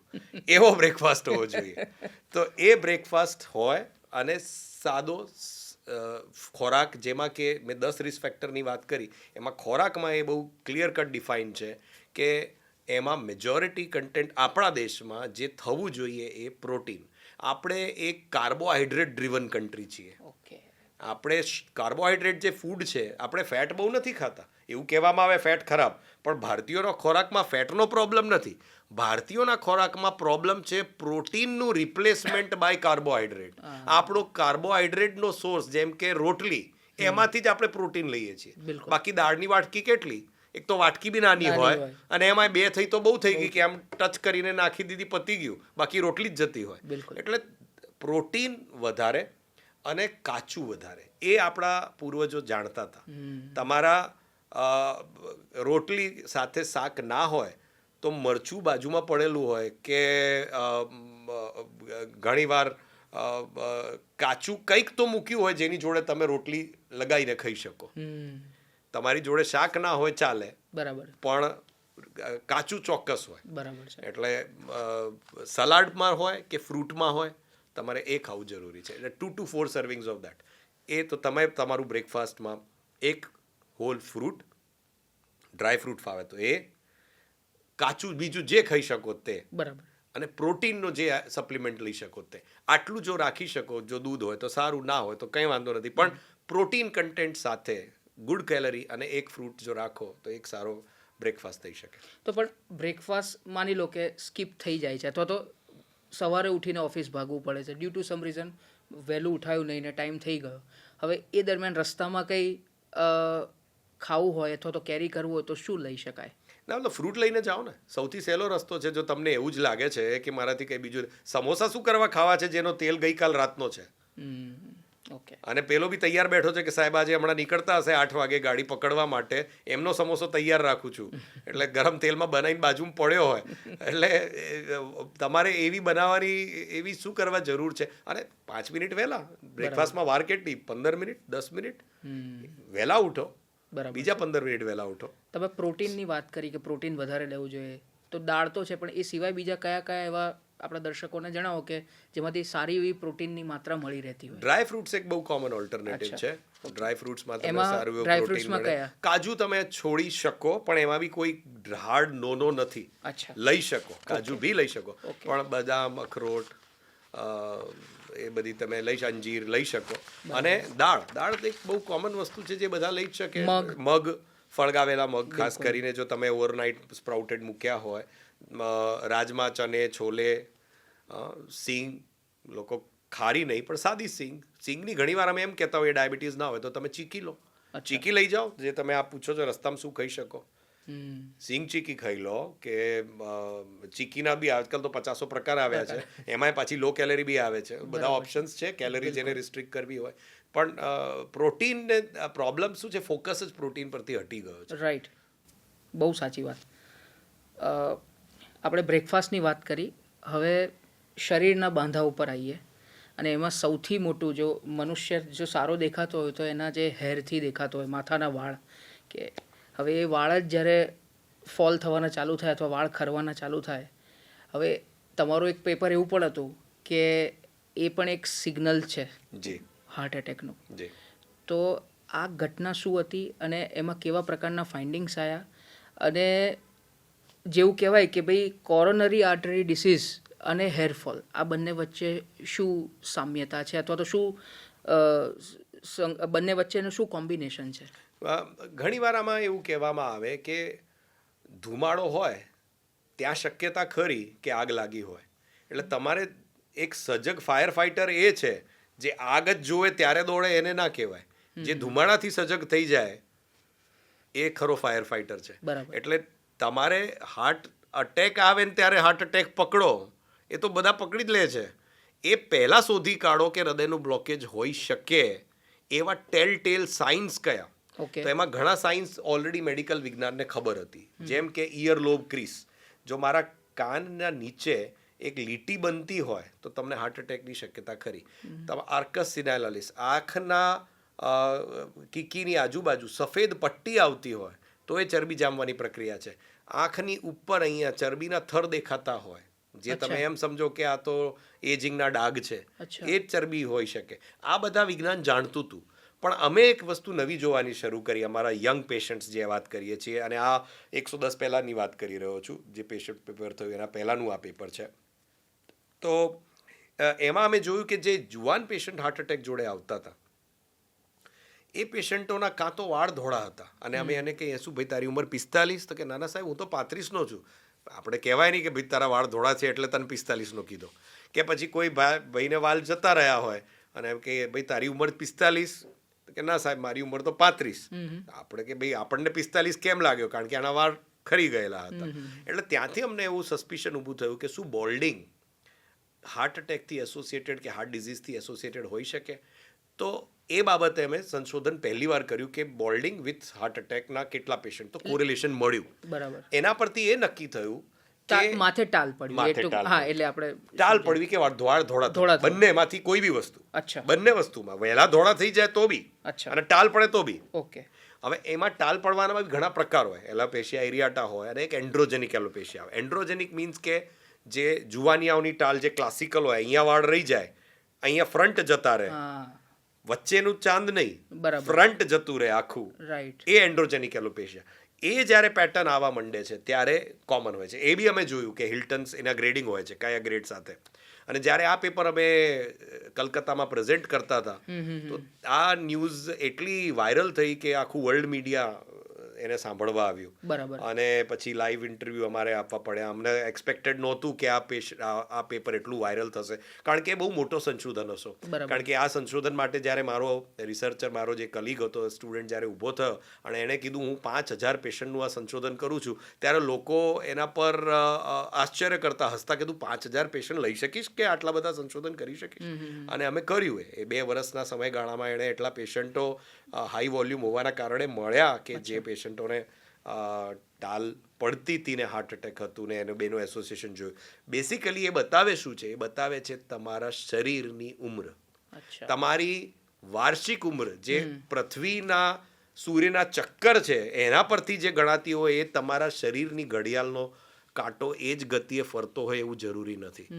તમારી શરીરની ઘડિયાળ કદાચ એનાથી ઝડપથી ફરતી હોય તો તમારા વાળ વહેલા ધોળા થશે, તો તમારું હૃદય બી એટલું ગરડું થશે, તો તમારી ટાલ બી એટલી વહેલી પડશે. એ બાયોલોજિકલ એજિંગ ના કોન્સેપ્ટને ગણીને આ પેપર શોધવામાં આવેલું. અને પછી અમે પુરવાર કર્યું કે બેસિકલી ટેલોમિયર શોર્ટનિંગ એટલે બેસિકલી તમે લખાઈને આવ્યા છો ઉપરથી ઘડિયાળનો કાંટો, જેમ આપણે ડાયલ ક્લોક આવે માટીવાળી ઘડિયાળ જે ઊંધી ફેરવીએ, એમાં જેટલી માટી ભરેલી છે એ રીતે આપણા ક્રોમોઝોમ્સ જે છે એના છેડા પર ટેલોમિયર્સ નામના તત્વો આવેલા છે, અને એ ઉંમર પ્રમાણે ઘસાતા જાય છે.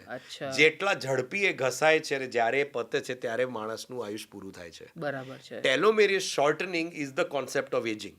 બરાબર. ઉંમર વધવી એ ટેલોમિયરની શોર્ટનિંગના રિલેટેડ ગણાય છે. અને આજકાલ જે નવો કોન્સેપ્ટ છે અજરતા અમરતાનો, એ એના પર જ ફોકસ છે કે ક્રિસ્પર જીનથી તમે એડિટ કરો યસ અને ટેલોમિયર શોર્ટનિંગને રોકી શકો તો તમે શું અજેતા અમરતા પામી શકશો. 2 સંશોધનો એવા કહે છે કે કદાચ 2035 સુધી એ ટેકનોલોજી આવી જશે અચ્છા કે death may become optional. Okay People may die only by 2 mechanisms, either by accidents or suicides. Suicide અરે વાહ આઈ થિંક આ ક્રિસ્પરની વાત CRISPR કરી ની જે વાત નોબલ કરેક્ટ, જેના પર નોબેલ મળ્યું. નોબલ મળ્યું Yes, જેના પર નોબેલ મળ્યું. એટલે CRISPR એ પદ્ધતિ છે. પદ્ધતિ છે યસ CRISPR એ પદ્ધતિ છે અને AI આયા પછી તો આ બહુ ઝડપી થઈ જવાનું, કારણ કે તમે ડ્રગ ડિસ્કવરી, જેનેટિક એડિટિંગ, એના જેનેટિક એનાલિસિસ બહુ ખાસું કરી શકશો. બરાબર છે.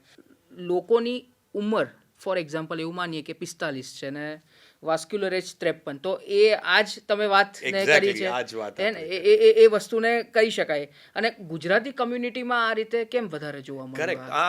તો આ જ અમે જ્યારે હું હેર ગ્રોથ ને બોલ્ડિંગની વાત કરતા હતા, એ સમયનો ગાળો જ હતો જ્યારે અમે આ વસ્તુ શોધી રહ્યા હતા. અને એ રિસર્ચમાં અમે એ પામ્યું કે તમે ફ્રેમિંગામ નામનું જે સ્ટડી છે એમાં તમે કોલેસ્ટ્રોલ, ડાયાબિટીસ, બીપી ને એ બધા પેરામીટર્સ પરથી તમારી હૃદયની એજ ગણી શકો. બરાબર. અને અમે કીધું જો ભાઈ કોઈ બી વ્યક્તિની એજ તો છેવટે એજ હોવી જોઈએ ને, હૃદયની એજ જે એની વાર્ષિક એજ છે, તો આવું જ આવવું જોઈએ. આપણા દેશમાં કેવું છે જોઈ લઈએ. અને આપણા દેશમાં તો ઠીક છે, આપણા પ્રદેશમાં કેવું છે જોઈ લઈએ, કારણ કે આપણા પ્રદેશમાં આવો કોઈ સંશોધન થયેલું નહોતું. એટલે અમે ગુજરાતના જ હેલ્ધી અને ડિઝીઝડ ઓવરઓલ પોપ્યુલેશનનું આ એનાલિસિસ કર્યું. અને જ્યારે અમે પામ્યું કે જ્યારે તમારી હૃદયની ઉંમર વધારે હોય છે ત્યારે તમને હાર્ટ એટેકનું જોખમ વધારે હોય છે નેચરલી. અને આપણા ત્યાં આ તફાવત 8 વર્ષનો આવ્યો. એનો મતલબ કે એક સામાન્ય એવરેજ ગુજરાતી જેની ઉંમર 45 છે, તો એના હૃદયની એવરેજ ઉંમર 53 હશે. આ એવરેજ વાત છે. કોઈ હશે 45 જેની 45 જ હશે, 35 બી હશે, અને કોઈ હશે જેની 52 બી હશે. પણ એ વાસ્ક્યુલર એજનો કોન્સેપ્ટ એટલે જરૂરી છે જેથી તમે એના ગણાતા પરિબળોને કાબૂમાં રાખી શકો, જેમ કે બીપી, ડાયાબિટીસ, કોલેસ્ટ્રોલ વગેરે. બરાબર છે. તો બીજો એક પ્રશ્ન એની અંદર જ પૂછી લઉં કે આ જેમ જીનેટિક્સ આની પર ઇફેક્ટ કરતા હોય આના માટે, જેમ તમે ગુજરાતી અને લાઈફસ્ટાઈલ પણ થોડા ઘણા છે, તો આ બંને વસ્તુ ઇમ્પેક્ટ કરતા હોય છે. તમે જે આ વાત કરી એનો એક જીસ્ટ ખાલી આપણે કહીએ કે જ્યારે કોકને આવી રીતે કોઈ યંગ હોય, ઓલ્ડ હોય તો એ તો એજ સાથે ગ્રો થવાનું, પણ યંગ હોય જેને અચાનક વાળ ખરવા મળે કે અમુક પ્રકારના અનવોન્ટેડ સિમ્ટમ્સ એના શરીરમાં જોવા મળે અથવા તો આંખો ઉપર જોવા મળે, તો હવે એને શું કરવું પહેલાં? ના, એટલે એક પરિબળ સૌથી અગત્યની વાત તો એ જ છે કે આપણે સૌથી અગત્યમાં એ જાણી લેવું કે પેલા 10 પરિબળો જે હાર્ટ એટેક માટેના 95% દર્દીઓને એક્સપ્લેન કરી શકે છે, એમાંનું કોઈ રિસ્ક ફેક્ટર છે કે નહીં. જેમ કે ડાયાબિટીસ, બ્લડ પ્રેશર, કોલેસ્ટ્રોલ, વારસાગત બીમારી હોવું, તમારો ખોરાક, ચાલવું, બેદસ્વીપણું, ઓબેસિટી, દારૂનું કન્ઝમ્પશન હાર્ટ માટે પ્રોટેક્ટિવ નથી એવું બી અનુસંધાન ભારતીયો માટે થયેલો છે. બરાબર છે. એટલે હવે તમે જોશો તો હેલ્થ ગ્રાઉન્ડ પર કોઈ દારૂના લાયસન્સો પાસ થતા નથી. બરાબર છે. અને થવા બી ના જોઈએ, કારણ કે ઇન્ડિયન્સમાં એવા ડેટા છે નહીં. જે ડેટા હતો વેસ્ટર્ન હતો, ને એમાં બી ઇન્ટરહાર્ટ સ્ટડીમાં એવું સાબિત થયું કે આલ્કોહોલ જે લેતા હતા એ ઓછું કરે છે તો એમને ઉલટાનો ફાયદો થાય છે વેસ્ટમાં. એટલે એ લોકો બી હવે આલ્કોહોલને પોઝિટિવ પ્રોટેક્ટિવ નથી ગણતા. બરાબર છે. એ ઉપરાંત આપણા લાઈફસ્ટાઈલમાં આપ કેટલું ફળાહાર લો છો, રેશાવાળો ખોરાક લો છો, કેટલું ચાલો છો, એ બધી વસ્તુઓ બી આવે. તો આ 10 વસ્તુઓ કેટલી લાગુ છે કે નથી એ પહેલા જોઈ લેવી જરૂરી છે. એટલે એ દર્દીઓમાં જ્યારે આમાંથી કોઈ બી વસ્તુ હોય તો જોઈ લો કે આપણે ડાયાબિટીસ છે કે નહીં, કોલેસ્ટ્રોલ છે કે નહીં, કટ ઓફ કેટલું છે, વારસાગતવાળો કોલેસ્ટ્રોલ છે. ઘણા દર્દીઓ એવા હોય છે જેમનું કોલેસ્ટ્રોલ અતિશય હોય અને શરીરમાં વજન એકચ્યુઅલ વેટ કરતાં બી ઓછું હોય એક્સપેક્ટેડ કરતાં.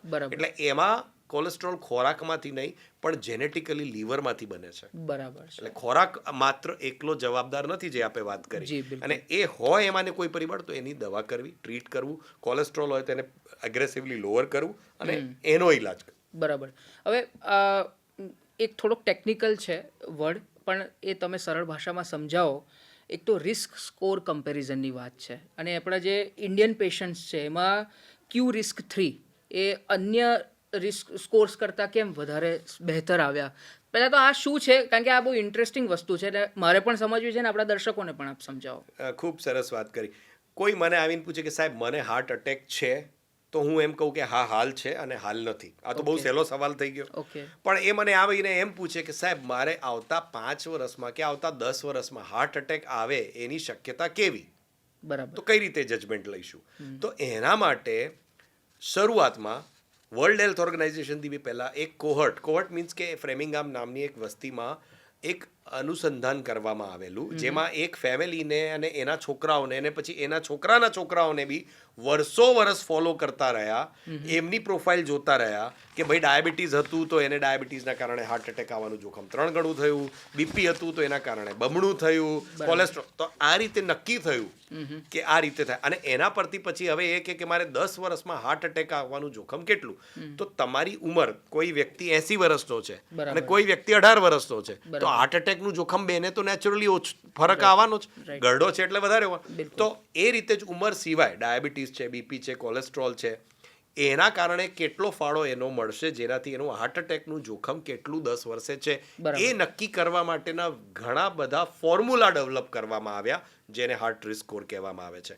એમાં કોમન જે મેં કીધું એ WHO નું બનાવેલું એક છે, જેના પરથી આપણે, અને ફ્રેમિંગામ રિસ્ક સ્કોર, જેના પરથી આપણે હાર્ટની એજ ગણતા હતા. વાસ્ક્યુલર એજની વાત થઈ છે આગળ જે આપણે ચર્ચા કરી મારી જોડે. એ ઉપરાંત એક બીજો કોહર્ટ જે NHS મીન્સ કે યુરોપ કે લંડનમાં બેસેલા NHSના સિસ્ટમના પેશન્ટો છે, જેમાં ભારતીયો જે અહીંથી ત્યાં જઈને વસી ગયેલા છે, એ લોકોના ડેટા પરથી એ લોકોએ બનાવેલો એક સ્કોર છે જેનું નામ છે ક્યુરિસ્ક. બરાબર. એટલે એ પોપ્યુલેશનમાં ભારતીયો છે, કારણ કે એ લોકોએ એમ જોયું, જેમ આપણે વાત થઈ ભારતીયોને કોકેશિયન્સ કરતાં જોખમ વધારે છે, તો એ જોખમ વધારે છે એવું સાબિત થયા પછી એમના માટે સેપરેટ સ્કોર ગણવા માટેની જે પદ્ધતિ ઊભી કરવામાં આવી, તમારા રેસ પ્રમાણે તમારી પદ્ધતિ ગણવામાં આવી, એ સ્કોર ક્યુરિસ્ક 3 થયો. એટલે આ રિસ્ક સ્કોરિંગ પરથી નક્કી થઈ શકે કે 10 વર્ષમાં આપને હાર્ટ એટેક આવવાનું જોખમ આપના જેવા 100 વ્યક્તિ લઉં તો 30 ને છે કે 20 ને છે. આ સ્કોર જો આપણો 10 થી ઉપર હોય તો એને હાઈ રિસ્ક કહેવામાં આવે છે. 10 વર્ષમાં 10% વધારે મીન્સ કે દર વર્ષે 1%. બરાબર છે. તો એ જોખમ જો આપણામાં હોય તો આપણે એટ રિસ્ક છીએ, તો આપણે વધારે તપાસ, વધારે સઘન ઇલાજ, વધારે ધ્યાન રાખવાની જરૂર, દવાઓનો ડોઝ એડજસ્ટમેન્ટ કરવાની જરૂર હોય છે. પણ અમારો જે રિસર્ચની હવે આપ વાત કરી રહ્યા છો, અમે એ સાબિત કર્યું કે ક્યુરિસ્કમાં થોડાક ભારતીયો હતા, એટલે એ સ્કોર WHO કરતાં કે બીજા રિસ્ક સ્કોર કરતાં વધારે સારો હતો. પણ છતાં બી આ બધા રિસ્ક સ્કોર ભેગા થઈને આપણા ભારતીયોમાં 27% હાર્ટ અટેક આવી ગયેલા છતાં હાર્ટ અટેક પ્રિડિક્ટ નહોતા કરી શકતા. એનો મતલબ કે આપણે વિદેશમાં ડેવલપ થયેલા માપદંડો આપણા દર્દીઓ પર લાગુ કરી અને પદ્ધતિ મુજબ દવા કરવાનું કે રોગવાનું કે પ્રિડિક્ટ કરવાનું ટ્રાય કરીશું તો સંપૂર્ણ ટકે સફળ નહીં જઈએ. બરાબર. 27% લોકો જેને હાર્ટ એટેક આવ્યું છે એમાંથી આટલા બધા સ્કોર પ્રિડિક્ટ નથી કરી શકતા કે એમને હાર્ટ એટેક આવી શકે. બરાબર છે. તો આ એટલે આપણા દેશમાં એક ઇન્ડિજિનસ રિસ્ક સ્કોરિંગ સિસ્ટમની જરૂર છે. બરાબર. એ અમે એ પેપરમાં સાબિત કર્યું. સર, બીજો જ એક પ્રશ્ન છે કે આપના ઘણા બધા રિસર્ચ થયા, રાષ્ટ્રીય લેવલે, આંતરરાષ્ટ્રીય કોન્ફરન્સીસમાં એ પબ્લિશ થયા, અને લોકોએ પણ ખાસી એવી માહિતી આપના રિસર્ચ પેપરમાંથી લીધી. એક તમારા નામની એક સાઇન છે, કમલ શર્મા સાઇન જેને કહેવાય. એટલે આમ કમલ શર્મા સાઇન તમે તો વિગતે સમજાવજો, પણ હું તો જે રીતે સમજ્યો છે કે ભાઈ જે ધમની છે, ધમની આંખ મારે છે. હવે આ હાર્ટના રિલેટેડમાં આવા પ્રકારના વાક્યો અથવા તો આવા પ્રકારના શબ્દો, તો આ શું છે? આ આખી ઘટના શું હતી અને કઈ રીતે તમે એને આખું કર્યું, અને વિશ્વ આખું એને કમલ શર્મા સાઇન કેમ માને છે, અને આનાથી શું ફાયદો થયો એ જણાવો. ખૂબ સરસ સવાલ છે, અને આપે સરસ શુદ્ધ ગુજરાતી એનું અનુવાદ કરી આપ્યું. વિંકિંગ કોરોનરી સાઇન એનું નામ છે, પણ એનું ગુજરાતી અનુવાદ એ જ થાય છે કે આ ધમની આંખ મારે છે. આમાં વાત એવી હતી કે ઘણા હાર્ટ એટેક્સમાં લગભગ હૃદયના 1-2% દર્દીઓ જે મેજર હાર્ટ એટેકના હોય, એમાં હૃદયની જે દિવાલ આવે એ દિવાલ ફાટી જતી હોય છે. એ હાર્ટ એટેકની સિવિયર ફોર્મ છે, એની પરાકાષ્ઠા છે. જ્યારે સિવિયર હાર્ટ એટેક આવે અને હૃદયનું સ્નાયુ ડેમેજ થઈ જાય અને હૃદયની વચ્ચેની દિવાલમાં ચીરો પડી જાય અટેકના કારણે અને તમે એને જો પિકઅપ ના કરો તો આ જીવલેણ સાબિત થાય. અચ્છા. એ જો ટ્રીટમેન્ટ ના પામવામાં આવે તો લગભગ 99% થી 100% દર્દીઓ મૃત્યુ પામે. અચ્છા. એટલે અમે જોયું કે જો ચીરો તો હૃદયની અંદર પડે છે, એન્જિયોગ્રાફી તમે બહાર કરો છો. એટલે કોઈ એન્જિયોગ્રાફીમાં એવી પદ્ધતિ નથી કે તમે બહારથી અંદર શોધી શકો. બરાબર. પણ અમે એવું પામ્યું કે એ નળી જ્યાં ચીરા ઉપરથી પસાર થાય છે, બરાબર, કારણ કે ત્યાં એ ડેમેજ છે, એને સપોર્ટ નથી મળતો, એટલે એ નળી ત્યાં સામાન્ય સંકોચન પામે છે. અચ્છા. એટલે અમે એનું નામ પાડ્યું કે ધમની આંખ મારીને તમને કહે છે મારી નીચે જો અહીંયા ચીરો સંતાયેલો છે. એટલે એ પહેલી વાર અમે એ રીતે પકડેલું, કારણ કે અમે જ્યારે એન્જિયોગ્રાફી જોતો હું ત્યારે મેં જોયું કે નળી વચ્ચેથી 2 ક્ષણ માટે બંધ થઈ જાય અને પાછી ચાલુ થઈ જાય. અચ્છા. તો ફ્રેક્શન ઓફ સેકન્ડ એટલે આંખ મારી. બરાબર. નળીએ આંખ મારી એટલે એનું નામ વિંકિંગ કોરોનરી પડ્યું. કે આ નળી જે લોહી બતાવે છે એન્જિયોગ્રાફીમાં ફરતું, એ 2 સેકન્ડ માટે બંધ થઈને પાછું ચાલુ કેમ થયું? અચ્છા. એનું કારણ વૈજ્ઞાનિક રીતે એ હતું કે એની નીચે જ ત્યાં ચીરો હોય અને નળી જે ચીરાયેલી નીચે દિવાલ હોય ત્યાં એને સપોર્ટ ના મળે એટલે 2 સેકન્ડ માટે નીચે નમે. અને નમે એટલે આપણને અહેસાસ થાય કે નળી 2 સેકન્ડ માટે વિંક કરે છે. એટલે એનું નામ પડ્યું વિંકિંગ કોરોનરી. પહેલો અનુસંધાન અમે જ્યારે કર્યો એક પેશન્ટનો, ત્યારે મેં ઓરલી પ્રેઝન્ટ કરેલું. પછી એના 14 પેશન્ટ થયા જ્યારે અમે આવા શોધ્યા કે ભાઈ આ ખરેખર આવું થાય છે, ત્યારે અમે પહેલું પેપર લખ્યું. પછી એનાથી વધારે પેપર જ્યારે 70 જેવા પેશન્ટ કર્યા, પછી એને ઇન્ડિયન હાર્ટ જર્નલમાં પબ્લિશ કર્યું, ત્યારે એનું નામ કમલ શર્મા સાઇન પડ્યું. પછી એનું કોપીરાઇટ થયું ને પછી ઇન્ટરનેશનલ લેવલ પર પબ્લિશ થયું ને પછી લોકોએ થીસીસ કર્યા એના પર લોકોના સબ્જેક્ટ પેપર. આ કયા વર્ષની વાત છે આશરે? 2019 પહેલું ના ખાસા લગભગ 10 વર્ષ થયા.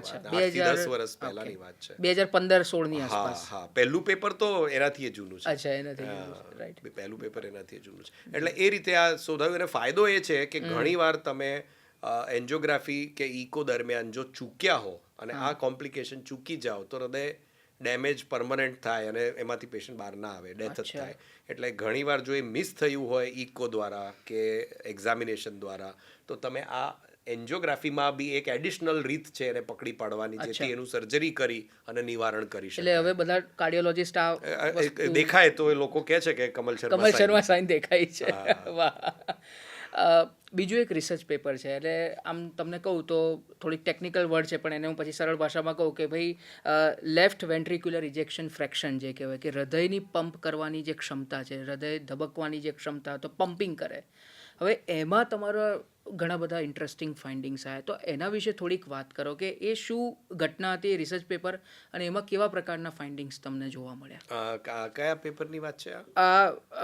Coronary collaterals and LV EF. Correct. તો આ પેપર આ બહુ અગત્યનો પેપર છે. Asian Indian paradox. કરેક્ટ. ના, Asian Indian paradox beautifully highlighted. Basically આ વાત એવી હતી કે લોકો કે સાહેબ નેચરલ બાયપાસ, કે મારી નળી અટેક આવ્યો, મને ખબર નહોતી, બંધ થઈ ગયું, પછી કુદરતી બાયપાસ ઊભું થઈ ગયું, હવે મારે કંઈ કરવું કે ના કરવું, નેચરલ બાયપાસ કાફી નથી? એનો સવાલ હતો. એટલે આમાં અમે જે જોયું એ કે નેચરલ બાયપાસ જે બને છે, મેઇન નળી બંધ થાય, ટ્રાફિક જામ થાય મેઇન હાઈવે તમારો, અને સર્વિસ રોડ પરથી ટ્રાફિક આગળ ચાલતો હોય અને ટ્રાફિક જામ ના હોય તો સમય સાહેબ મેઇન હાઈવે ખોલવો છે કે સર્વિસ રોડનો ટ્રાફિક ચાલુ રાખીને ડાયવર્ઝન બનાવીને આપણું કન્સ્ટ્રક્શનનું કામ ચાલુ રાખીએ, એના જેવી વાત છે. એટલે એ અનુસંધાનમાં આપણે પમ્પિંગ જોયેલું અને એમાં એ પામવામાં આવ્યું કે એશિયન્સમાં, ભારતીયોમાં કોલેટરલ્સ ઓછા હોય છે, પણ ખાસ કરીને ડાયાબિટીસમાં, પણ પમ્પિંગ બગડતું નથી. અચ્છા. પમ્પિંગ જળવાઈ રહે છે.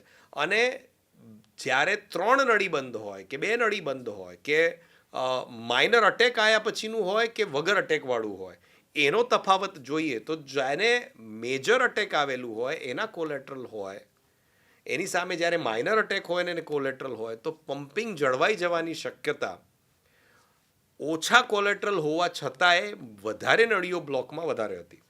અચ્છા. એ એશિયન ઇન્ડિયન પેરાડોક્સ છે. એટલે આપણી નળીઓ બ્લોકેજ હોય અને કોલેટરલ્સ હોય તો એ ઘણીવાર એ કાફી નથી હોતા.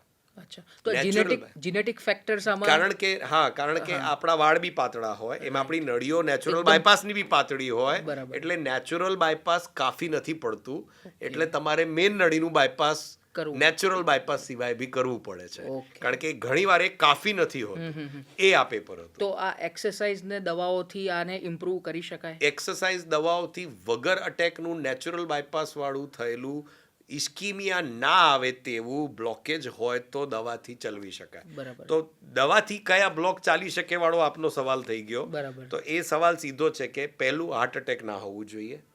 2, જ્યારે શ્રમ કરીને આપને કોઈ રિપોર્ટ કરાવીએ, જેમ કે TMT કે ન્યુક્લિયર સ્કેન કે પેટ સ્કેન કે સ્ટ્રેસ MRI, એમાં કોઈ મેજર ભાગમાં લોહીની અછત ના હોવી જોઈએ. એને નેચરલ બાયપાસ કે ખુદ પોતાના બ્લોક ના ખુલી જવાથી નેચરલ ફ્લોથી સજીવતા અને શ્રમ પડતા બી લોહી મળવાની શક્યતા હોવી જોઈએ, તો તમે એને દવાથી ચલવી શકો. જો આ એનો મુખ્ય સાર છે. બરાબર. બીજો એક પ્રશ્ન છે, ને પછી મારા બહુ જનરલ ક્વેશ્ચન છે કે જે લોકોને કદાચ વધારે રોજબરોજમાં એ થશે. આપણે તો બહુ સરસ ચર્ચા કરી. આર્ટિફિશિયલ ઇન્ટેલિજન્સનો ઉપયોગ ખાસો થઈ રહ્યો છે અને દરેક ક્ષેત્રમાં થઈ રહ્યો છે. મેડિકલ ક્ષેત્ર પણ એનાથી બાકાત નથી.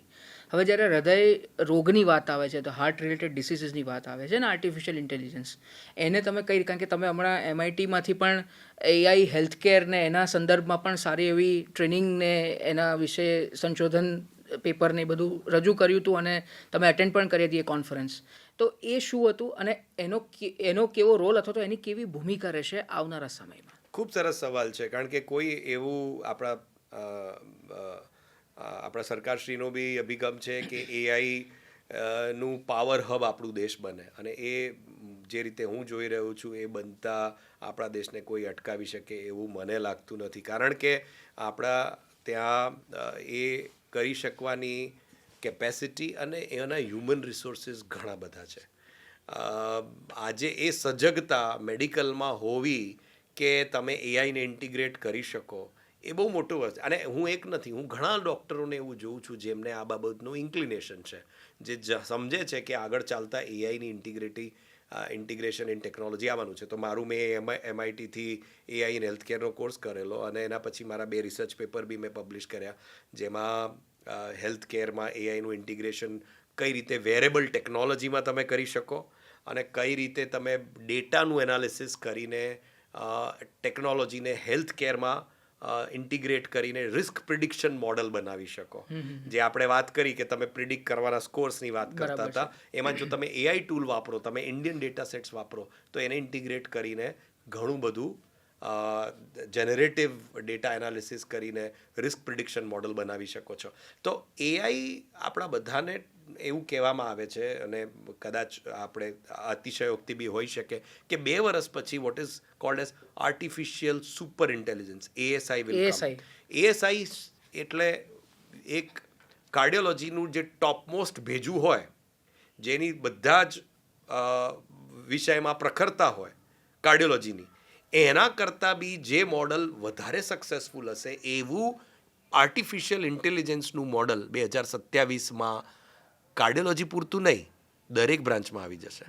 2027માં સુપર ઇન્ટેલિજન્સ આવે જેવી પ્રિડિક્શન્સ છે, એનો મતલબ કે બેસ્ટ પોડકાસ્ટર બી હશે, બેસ્ટ ઇન્ટરવ્યૂ લેનાર બી હશે, બેસ્ટ ઇન્ટરવ્યૂ આપનાર બી હશે, બેસ્ટ રેકોર્ડિંગ કરનાર બી હશે, બેસ્ટ ચેનલ બી હશે. એ લેવલની એની ઇન્ટેલિજન્સ હશે કે ધારે તો એ કરી શકે. એટલે આપની ને મારી બેસ્ટ ઓફ ધ કેપેસિટી આપણી ફિલ્ડ કરતાં એ આગળ હશે. જો એવા લેવલ પર એ પહોંચશે તો એ ઓટો જનરેટિવ મોડમાં હશે. એટલે આપણે સૌથી વધારે અગત્યતા અત્યારે એ નથી કે ટેકનોલોજી કઈ રીતે ડેવલપ કરવી. અત્યારે સૌથી અગત્યતા એ છે કે એ લૂપમાં માણસ ક્યાં રહેશે, where will be the human in the loop. એને રેગ્યુલેટ કે માણસના માણસાઈથી સંજોવી શકે, માણસને હ્યુમેનિટીના ફાયદામાં વાપરી શકે, કોઈ એનું દુરુપયોગ કરી કોઈ બીજાનું નુકસાન ના કરી લે, કે AI પોતે હ્યુમેનિટીની અગેન્સ્ટ ના જતું રહે, એ બાબતની સજગતા હેલ્થકેર બાબતના એંગલમાં બી લાવી જરૂરી છે. બરાબર છે. અને એના માટે ટેકનોલોજીનું જ્યારે અડોપ્શન આવે, તમે કોઈક આજે કેટલા હદે એઆઈ છે એ આનું એક્ઝામ્પલ આપને આપું કે આપની ફોટો પરથી હું આપનું હિમોગ્લોબિન જાણી શકું, શું હું વાત છે? આપની આંખની કીકી પરથી આપનું બીપી જાણી શકું, વાહ. હું આપના મોઢા પરના પરસેવાથી આપનું બીપી જાણી શકું કે શુગર જાણી શકું, માત્ર ફોટાથી. આપણા અચ્છા. એ લેવલનું એઆઈનું ડેવલપમેન્ટ ચાલી રહ્યું શું છે. વાત છે? અત્યારે ઓલરેડી એટલા એઆઈ ટૂલ્સ છે જે આપના ફોટો પરથી આપનું બીપી, ટેમ્પરેચર, ખાલી આને ગ્લો પરથી, ગ્લો પરથી. હા, એટલે એક્યુરેટ હોય છે એ આખું. 10%ની વેરિએશન, ટેકનોલોજી રિફાઇન થઈ રહી છે, ઠીક છે. પણ આવી જશે. ઓકે. હા, એટલે ફેસ પરથી બીપીનું રીડિંગ ને એ બધી બહુ વસ્તુઓ તો બહુ પ્રિમિટિવ, હું જે પબ્લિક સમજી શકે એવી કહી રહ્યો છું. રાઈટ. પણ વેરેબલ્સ કે આજે લોકો આજકાલ એપલ વોચ પહેરે છે હા. કે ગેબિટ પેલી રિંગ Ring પહેરે પહેરે છે, છે, yes. એમાં જે પેરામીટર્સ આપ લો છો એ આપના પેરામીટર્સ આપના પૂરતા નથી. એ પેલી એઆઈ ટૂલ તો આવા આપના જેવા હજારોનું ભેગો કરી લર્ન કરી રહ્યું છે અચ્છા. કે આવું હોય તો આવું હશે, આવું હોય તો આવું હશે.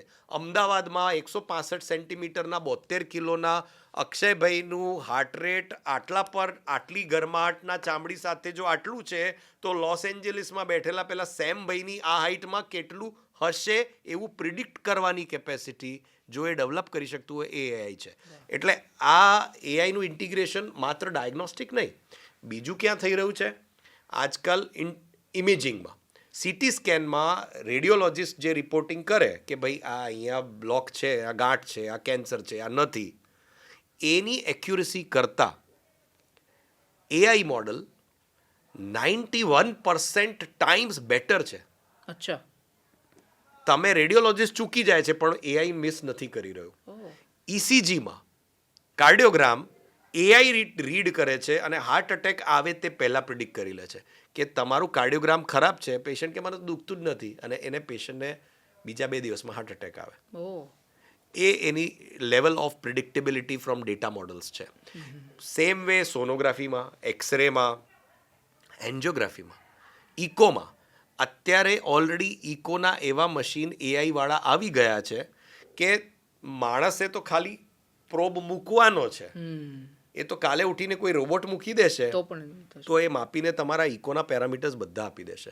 તમારે ફેરવી અને અસેસ કરવાની બી જરૂર જરૂર નથી. નથી. ખાલી one touch it will give you the report. એટલે એ ઓલરેડી આવી ગયેલી વાતો કરી રહ્યો છું. આગળના 2 વર્ષ એનાથી બી એક્સાઇટિંગ થવાના છે. અચ્છા. કારણ કે ત્યારે તમે ટેકનોલોજીના એડોપ્શનના ડિલિવરેબલ માણસ હશો, Right. તમે ડ્રાઈવર નહીં હો. ટેકનોલોજી તમને કહેશે કે તમારે ડૉક્ટર કમલ આ પેશન્ટને આ દવા સાથે આ દવા મૂકી અને આટલા સમય પછી આ સ્ટેન્ટ સાથે એન્જિયોપ્લાસ્ટી આ નળીમાં કરી આપો. ઓહ. આ જો એઆઈ ટૂલ ડેવલપ કરી આપશે તો માણસ માત્ર ડિલિવર કરનાર વ્યક્તિ જ રહી જશે. અને એનો સૌથી મોટો ફાયદો શું થશે? ડેમોક્રેટાઇઝેશન ઓફ નોલેજ. આજે હું વધારે ચોપડી ભણ્યો કે ગણ્યો કે લખ્યો કે લખનાર છું, એ વ્યક્તિને બી એ જ ટેકનોલોજીની એક્સેસ છે, નોલેજની એક્સેસ છે એઆઈ ટૂલના કારણે, જે 5 વર્ષે પાસ થયો હોય. બરાબર છે. કારણ કે એને બી એ જ ટૂલમાં ખોલીને શું કે મારે પેશન્ટને શું આપવાનું છે. Right. તો ultimately beneficial is going to be patient if the technology is adopted in the right direction, in right proportion, with humanity in the loop. Human in the loop. Concept જે હું ડ્રાઈવ કરવા ઈચ્છું છું કે આ લૂપમાંથી ક્યાંક એવું ના બને કે માણસ બહાર થઈ જાય. એટલે કદાચ એનો નેગેટિવ પોઈન્ટ પણ અમુક વખતે એ જ આને થાય ગણી છે. શકાય છે. એટલે તમે અત્યારના ડેવલપિંગ એઆઈ ટૂલ્સમાં માણસને સેન્ટરમાં રાખી એ લૂપ રાખશો તો એઆઈને રેગ્યુલેટ કરવા લાયક રહેશો. બરાબર. જે દિવસે માણસ એની બહાર ગયો અને એઆઈ ટૂલ ઓટોમેટેડ મોડમાં આવી ગયો અને ટેકનોલોજી પોતે જ ડ્રાઈવ કરતો થયો, ત્યારે માણસ આઉટ થશે. અને that is when people like Sam Altman and everybody talks about કે આ આપણા માટે થ્રેટ થઈ જશે. બરાબર છે. કારણ કે માણસ બહાર થઈ માણસ જશે બહાર તો થ્રેટ થઈ જશે. સાચી વાત છે. એટલે હવે તો ચેલેન્જિંગ પણ એટલું જ છે. ઓફકોર્સ ઓપોર્ચ્યુનિટી પણ છે એનાથી, અથવા તો ફાયદો પણ છે, પણ સામે એક મોટું ચેલેન્જ પણ છે. પણ I don't see it as a challenge. Actually it is more of a caution. I feel તમારે સજગ એનાથી બીવાની બિલકુલ જરૂર નથી, સજગ ચોક્કસ થવાની જરૂર છે. અને એ ધ્યાન રાખવાની જરૂર છે કે આપણે એમાંથી બહાર ના ફેંકાઈ જઈએ. હું ઘણીવાર ડૉક્ટરોને એમ કહેતો, ડૉક્ટર ઘણીવાર એમ ગભરાઈ, જેમ આપે કીધું ને એમ પૂછતા હોય કે સાહેબ એઆઈ આવ્યું તો ડૉક્ટરોનું શું થશે? એટલે હું કહું ડૉક્ટરોનું કશું નહીં થાય, બે વસ્તુ થશે. બે જાતના ડૉક્ટર હશે, ડૉક્ટર જેને એઆઈ આવડે છે અને ડૉક્ટર જેને એઆઈ નથી આવડતું. ડૉક્ટર વર્સિસ એઆઈ નથી, doctor with AI versus doctor without AI છે. ઓકે, સારું. આપણે આશા રાખીએ કે આવનારા સમયમાં ભલે આ ટેકનોલોજીનો ઉપયોગ થાય પણ ડોક્ટર્સ પણ એટલા જ, અથવા તો કોઈ પણ વ્યક્તિ કે જે એઆઈ સાથે કદમથી કદમ મિલાવી શકે. બિલકુલ. હવે બહુ બેસિક પ્રશ્ન પૂછી પછી મારે એક રેપિડ ફાયર રાઉન્ડ આપની પાસે રમવો છે. 15 રેપિડ ફાયર ક્વેશ્ચન્સ છે, પણ બહુ આમ જીસ્ટમાં લોકોને સમજણ પડે એ પહેલા બે પ્રશ્નો પૂછી લો. અત્યારે વજન ઉતારવાના ઇન્જેક્શન્સથી માંડીને વજન ઉતારવાની દવાઓની વાત છે, એટલે મેદસ્વીપણું અને હાર્ટ એટેક કોમ્બિનેશનમાં છે, એટલે આપને પૂછું છું બિંગ કાર્ડિયોલોજિસ્ટ તમને, આ કેટલા વાજબી છે, કેટલું યોગ્ય છે કે જ્યારે વજન ઉતારવાની દવા અથવા તો ઇન્જેક્શન્સ લેતા હોય અને બહુ મોંઘા ઇન્જેક્શન્સ આવતા હોય છે, તો હવે આ કઈ દિશામાં આપણે જઈ રહ્યા છે અને સાચું છે ખોટું છે? પ્લીઝ. ખૂબ સરસ સવાલ છે આપનો. હું બધાને એક જ વસ્તુ કહેતો હોઉં છું કે પહેલી વસ્તુ તમારી લાઈફસ્ટાઈલ ચેન્જીસ છે.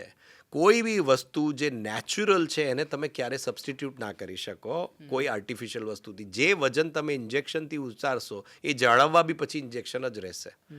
જો તમે એને લાઈફસ્ટાઈલ ચેન્જીસ મીન્સ કે એક્સરસાઇઝ, ડાયટ, રેગ્યુલેટરી ઇસ્યુઝ સાથે નહીં કમ્બાઈન કરો તો એ ચાલશે નહીં. પહેલી વાત આ થઈ. બીજી વાત, વેટ લોસ પૂરતું વેટ લોસ કરવું અને ડાયાબિટીસ વત્તા હાર્ટ રિલેટેડ વેટ લોસ કરવું, એ બેમાં બહુ મોટો ફરક છે. એક કોસ્મેટિક છે અને એક હેલ્થ રિલેટેડ છે. જો તમે કોસ્મેટિક કરવા ઈચ્છો છો તો મારી સલાહ ચોક્કસ એવી છે કે ના, પહેલાં તમે કોસ્મેટિક નહીં, પહેલાં લાઈફસ્ટાઈલ ચેન્જીસ, એક્સરસાઇઝ, ડાયટ, એ બધું એના પર ફોકસ કરો. કારણ કે એ એક હેબિટ છે જે તમારા બીજા બેનિફિટ બી લાવશે. પણ જો તમે કાર્ડિયોવેસ્ક્યુલર બેનિફિટ પોઈન્ટ ઓફ વ્યૂથી વિચારો તો GLP-1 એનાલોગ્સ જે ગ્રુપ ઓફ દવાઓની વાત છે એમાં હવે કાર્ડિયક બેનિફિટ્સ આવવા માંડ્યા છે. કેમ? કારણ કે જે વસ્તુ ઓબેસિટી ઘટાડે છે માત્ર વજન નથી ઉતારતી, એ શુગર ઘટાડે છે, કોલેસ્ટ્રોલ ઘટાડે છે, બ્લડ પ્રેશર ઉતારે છે, તમારી ચરબી આંતરડાની આજુબાજુ છે એને જ ઉતારે છે, ચરબી જામેલી હૃદયની નળીઓનું ઘટાડે છે, અને ચરબીથી વધતું સોજો, ઇન્ફ્લેમેશન, એને ઘટાડી લખવાની શક્યતાઓ બી ઘટાડે છે. એટલે અત્યારે શું થઈ ગયું કે જે પહેલાં હતું કે ભાઈ આ હાર્ટનો ડૉક્ટર ને આ ડાબી આંખનો ડૉક્ટર ને આ જમણી આંખનો ડૉક્ટર, હવે ડૉક્ટરે આખા માણસને ઓવરઓલ જ જોવો પડશે. તમે એવું નહીં કરી શકો કે હું સાહેબ અર્જુન છું, માછલીની આંખ જ દેખાશે. તમારે આખી માછલી જોવી પડે. અને you have to treat patient in totality. તમારું પેશન્ટ ડાયાબિટીસનું છે તો એને હાર્ટનો પ્રોબ્લેમ છે કે કિડનીનો પ્રોબ્લેમ છે કે આંખનો પ્રોબ્લેમ છે કે કોલેસ્ટ્રોલનો પ્રોબ્લેમ છે, જોડે વજન વધારે છે કે નથી, એ બધું બી સંગ્રહી અને સાચવી અને એનો બી ઇલાજ કરવો જરૂરી થાય છે. અને એટલે આ દવાઓનો બેનિફિટ અમુક આના બધા 15 ગ્રુપ આના પહેલાં બી આવી ગયા, પણ એ બધામાં અમુક દવાઓ ફેલ ગઈ. સિબ્યુટ્રામિન નામની એક દવા હતી જેનાથી બીજા સાઈડ ઇફેક્ટ્સ હતા, દવા વિડ્રો થઈ. પણ આ બધી પાછી વજન ઉતારવાની પ્રક્રિયા આવી SGLT2 ગ્રુપ નામના દવાઓથી, જે હાર્ટમાં ડાયાબિટીસમાં બી ફાયદોમંદ થઈ, અને એના પછી GLP-1 એનાલોગ્સ આવ્યા જેના પરથી હાર્ટમાં ફાયદા જોવા માંડ્યા. એટલે ડૉક્ટરના પ્રિસ્ક્રિપ્શન પર, કોસ્મેટિક નહીં, કોસ્મેટિક માટે નહીં, હાર્ટ માટે, અને લાઈફસ્ટાઈલ અને ડાયટ કંટ્રોલ કર્યા પછી પ્રયોગ કરવો. આ ત્રણ એના ટેક હોમ કી મેસેજ. બરાબર. પણ સપોઝ કોઈક આ દવા લે છે તો પછી એને આખી જિંદગી લેવી પડે આ દવા? આ સ્ટડી પ્રમાણે તો એને લોકોએ 4-4, 5-5 વર્ષ લીધી છે, તો 3 મહિના લેવાનો ફાયદો શું? જો તમે બંધ કરતા જ પાછું વજન આવી જવાનું હોય. એ 3 મહિના કોઈ લગ્ન ગાળું અટેન્ડ કરવા પૂરતું કરતા હો તો વાત અલગ છે. બાકી એનો કોઈ બેનિફિટ હેલ્થ બાઉન્ડ પર લાંબા ગાળે મળે એવો કોઈ સંશોધન નથી. બરાબર. હવે બીજો પ્રશ્ન, કોઈ વ્યક્તિ છે ઓલ ઓફ એ સડન ઘરમાં બેઠા છે અને છાતીમાં દુખાવો ઉપડે છે, ક્યાંય કશું હોસ્પિટલ જતા વાર લાગી જાય એવું છે, તો ફર્સ્ટ સ્ટેપ શું હોવું જોઈએ? પહેલાં તો call for help. You should હંમેશા, જો એકલા છો તો નજીકના કોઈ એક વ્યક્તિ જે આપને પહોંચી શકે, અટેન્ડ કરી શકે, કે 108 છે એને કોલ કરવો એ વધારે જરૂરી છે. કારણ કે હું તો કંટ્રોલ કરી લઈશ, હું તો પહોંચી જઈશ ના ભ્રમમાં જ ધોખા થતા હોય છે. કારણ કે જ્યારે ધબકારા અનિયમિત થાય, માણસ ભાન ચૂકે કે અનકોન્શિયસ થઈને પડે ત્યારે એની પોતાની એવી કેપેસિટી નથી હોતી કે પોતાના ગજવામાંથી ફોન કાઢીને ડાયલ બી કરી શકે. બરાબર. એટલે પહેલાં તો જો તમે એકલા હો તો તમે you reach out to somebody કે હું આ થઈ રહ્યું છે, હવે આ કરું છું, તું ભાઈ આવી જા. બરાબર. કે ભાઈ એમ્બ્યુલન્સ આવી જાય કે તમે નજીક પહોંચી જાઓ. બરાબર. બીજી વસ્તુ, જ્યારે હાર્ટ અટેકની જ શંકા હોય ત્યારે સોર્બિટ્રેટની ગોળી જીભ નીચે ચોક્કસ મૂકી દેવી વાળો કોન્સેપ્ટ બી ખોટો છે. ઓકે. કારણ કે ઇન્ફિરિયર વોલ એમઆઈ મીન્સ કે રાઈટ સાઈડની હાર્ટ અટેકની નળીમાં જો તમે બીપી જોયા વગર સોર્બિટ્રેટની ગોળી જીભ નીચે મૂકી દો તો તમારું બીપી વધારે ઘટતા ઉલટાના તમે બેભાન થઈ જાઓ. બરાબર. આ બીજો પ્રોબ્લેમ છે. તમને એન્જાઇનાનો દુખાવો હોય તમે લો તો ચાલે, પણ અટેકમાં નહીં. ત્રીજી વસ્તુ, આજકાલ ઘણા લોકો પ્રમોટ કરે છે કે 4 ક્લોપિડોગ્રેલ ને 1 ઇકોસ્પ્રિન ને 1 અટર. આ બી ખોટો કોન્સેપ્ટ છે. ઘણીવાર દુખાવો પેટના મધ્યમાં કે ઉપર પ્રસરતું ઇસોફેગસનું, ઇરોઝનનું, પેપ્ટિક અલ્સરનું, પેન્ક્રાટાઇટિસનું, પલ્મરી એમ્બોલિઝમનો બી હોઈ શકે છે. જે કેસમાં આ ગોળીઓ નુકસાનદાયક થઈ શકે. તમારા આંતરડામાં બ્લીડિંગ થતું હોય અને તમે 4 ગોળી ખાઈ લીધી, લોહી વધારે પાતળું કરી દીધું, તમારું બ્લીડિંગ વધી જશે અને ઉલટાન ડૉક્ટરને ઓપરેશન દરમિયાન બ્લીડિંગ રોકતા તકલીફ પડશે. એટલે 100માં 95 વાર તમે કદાચ સાચા બી નીવડો પણ પેલા 5માં જીવલેણ નીવડશે. બરાબર. એટલે એવા કેસમાં જ્યાં સુધી તમે ઇસીજી દ્વારા ડાયગ્નોઝ થયેલા હાર્ટ અટેક નથી, કોઈ બી ગોળી ગજવે રાખી લઈ લોડિંગ લઈ લેવી હિતાવ નથી. બીજી એક કોમન વસ્તુ છે લોકોને ધબકારા વધવા, બેભાન થવું, એ વાળી વ્યવસ્થા. એ કારણમાં તમે જે સૌથી કોમન વસ્તુ કરી શકો એ પહેલી વસ્તુ, એવી જગ્યાએ ઊભા ના રહો જ્યાં લપસી જવાય, પડી જવાય, ઢળી પડાય. દાદરા છે, બાલ્કની છે, એવી વસ્તુઓથી દૂર રહો. બાથરૂમ છે જેમાં અંદરથી લોક છો. બરાબર. પહેલાં બહાર આવો, ખુલ્લામાં આવો, આડા પડો, સૂઈ જાઓ, બેઠા ના રહો. બેઠામાં બી પડશો, વાગશે, માથે ઇન્જરી થશે. આડા સૂઈ જાઓ, પગ વાળી લો. બરાબર. પગ પેટે વાળી લો જેથી બ્લડ ફ્લો પેટમાં હૃદય બાજુ આવે અને નજીકના ડૉક્ટર કે નજીકમાં આપણા સહયોગી કે નજીકની હોસ્પિટલ કોન્ટેક્ટ કે 108 કોન્ટેક્ટ કરી બોલાવો અને તપાસ કરાવો. બરાબર. એટલે શોર્ટકટ શોધવા નહીં. પાણી પીવું, ના પીવું, એ બધી વસ્તુઓ આપણે ભાન પ્રમાણે નક્કી કરી શકીએ. બરાબર છે. બીપી લો હોય પાણી આપવું, શ્વાસ હોય તો ના આપવું, પણ જનરલ પબ્લિક માટે આનાથી ઉપરાંત અતિશય સલાહ આપી દેવી મારા મતે યોગ્ય નથી. તો દવા પૂછીને અથવા તો ડોક્ટરની સલાહથી લેવી જોઈએ, જાતે ડોક્ટર ના બનવું. નહીં બનવું. બિલકુલ. બરાબર છે. તો આવું આવે તો તાત્કાલિક રિલેટિવનો સંપર્ક કરવો અને તાત્કાલિક હોસ્પિટલ અથવા જે બી તમારી નજીક એક્સેસેબલ પાડોશી, તમારા રિલેટિવ બહાર છે, પાડોશીને એકલા પહોંચી વળીશું વાળા ધોખામાં ના રહેવું. બરાબર છે. હવે આપણે સમય ઓછો છે પણ રેપિડ ફાયર રાઉન્ડ રમવો અનિવાર્ય છે ને સવાલ પણ ટૂંકમાં અને જવાબ પણ ટૂંકમાં અપેક્ષિત છે. ચા કે કોફી? હાર્ટ માટે સેફ કયું, હૃદય માટે સેફ કયું? ઇન્ડિયન હો તો ચા, કોકેશિયન હો તો કોફી. બંને જેના મિક્સ પેપર્સ છે, મિક્સ રિઝલ્ટ્સ છે. મને પૂછો તો ચા, કારણ કે I believe in tannic acid. It is more protective. Caffeine is more increasing in heart rate. So as an Indian, non oxidise tea. બરાબર. કયું મીઠું વાપરવું જોઈએ હાર્ટ માટે? કયું વિનર છે મીઠું? બેમાંથી એક કે નહીં, કોઈ નો મીઠું. બને તો મીઠું ઓછું. આપણે એમે વધારે મીઠું ખાનારી પ્રજાતિ છીએ.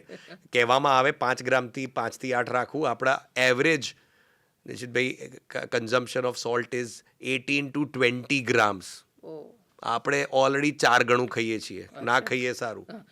તેલ જે છે આપણે રસોઈમાં કયું વાપરવું જોઈએ? બદલતા રહેવું. એક ડબ્બો સિંગ આવે તો બીજું કપાસિયું આવે તો ત્રીજું મકઈનું આવે તો ચોથો સૂર્યમુખી આવે. બદલતા રહેવું. જરૂરી નથી ઓલિવ ઓઇલ રહે, એ તો અમેરિકન વેચવું છે, આપણા ત્યાં બનતું નથી. વોકિંગ મોર્નિંગ કે ઇવનિંગ વોક? જ્યારે ઓછું પોલ્યુશન અને એક્સિડન્ટનો ચાન્સ ઓછો હોય, જ્યારે શાંતિથી ચાલી શકો ત્યારે. પણ ચાલવું જરૂરી છે. 10,000 કદમને કોઈ લેવા દેવા નથી. 5,000 બી કાફી છે. 5,000થી વધારે ફાયદો છે.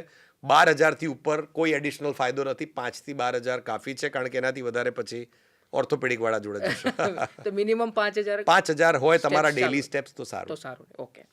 શુગર વર્સિસ સ્ટ્રેસ, એમાં સૌથી વધારે જોખમી કયું હાર્ટ માટે? ખાંડ કે સ્ટ્રેસ? બંને. એટલે મને પૂછશો તો કદાચ ખાંડ લઈને સ્ટ્રેસ ઓછું થતું હોય તો ચાલે, પણ સ્ટ્રેસમાં ખાંડ ના લેશો. રાતનું ભોજન, રાત્રિ ભોજ સાંજે 7 વાગે કે 9 વાગે? બને એટલું વહેલા એટલું સારું. હું તો ઘણા મારા પેશન્ટ જે જૈન હોય છે એમને કહેતો હોઉં છું કે જો સચોટના જૈન થઈ જાઓ તો એના જેવું કશું નથી. રાત્રે સંધ્યાકાળ પછી કશું ખાવાનું નહીં, બેસ્ટ છે. બરાબર. બીપી કંટ્રોલ કરવું હોય તો વેઇટ લોસ કે એક્સરસાઇઝ? એક્સરસાઇઝ કરીને વેટ લોસ બંને. સિટિંગ વર્સિસ જંક ફૂડ, એમાં સાયલેન્ટ કિલર કયું વધારે? બંને જ સાયલેન્ટ કિલર છે.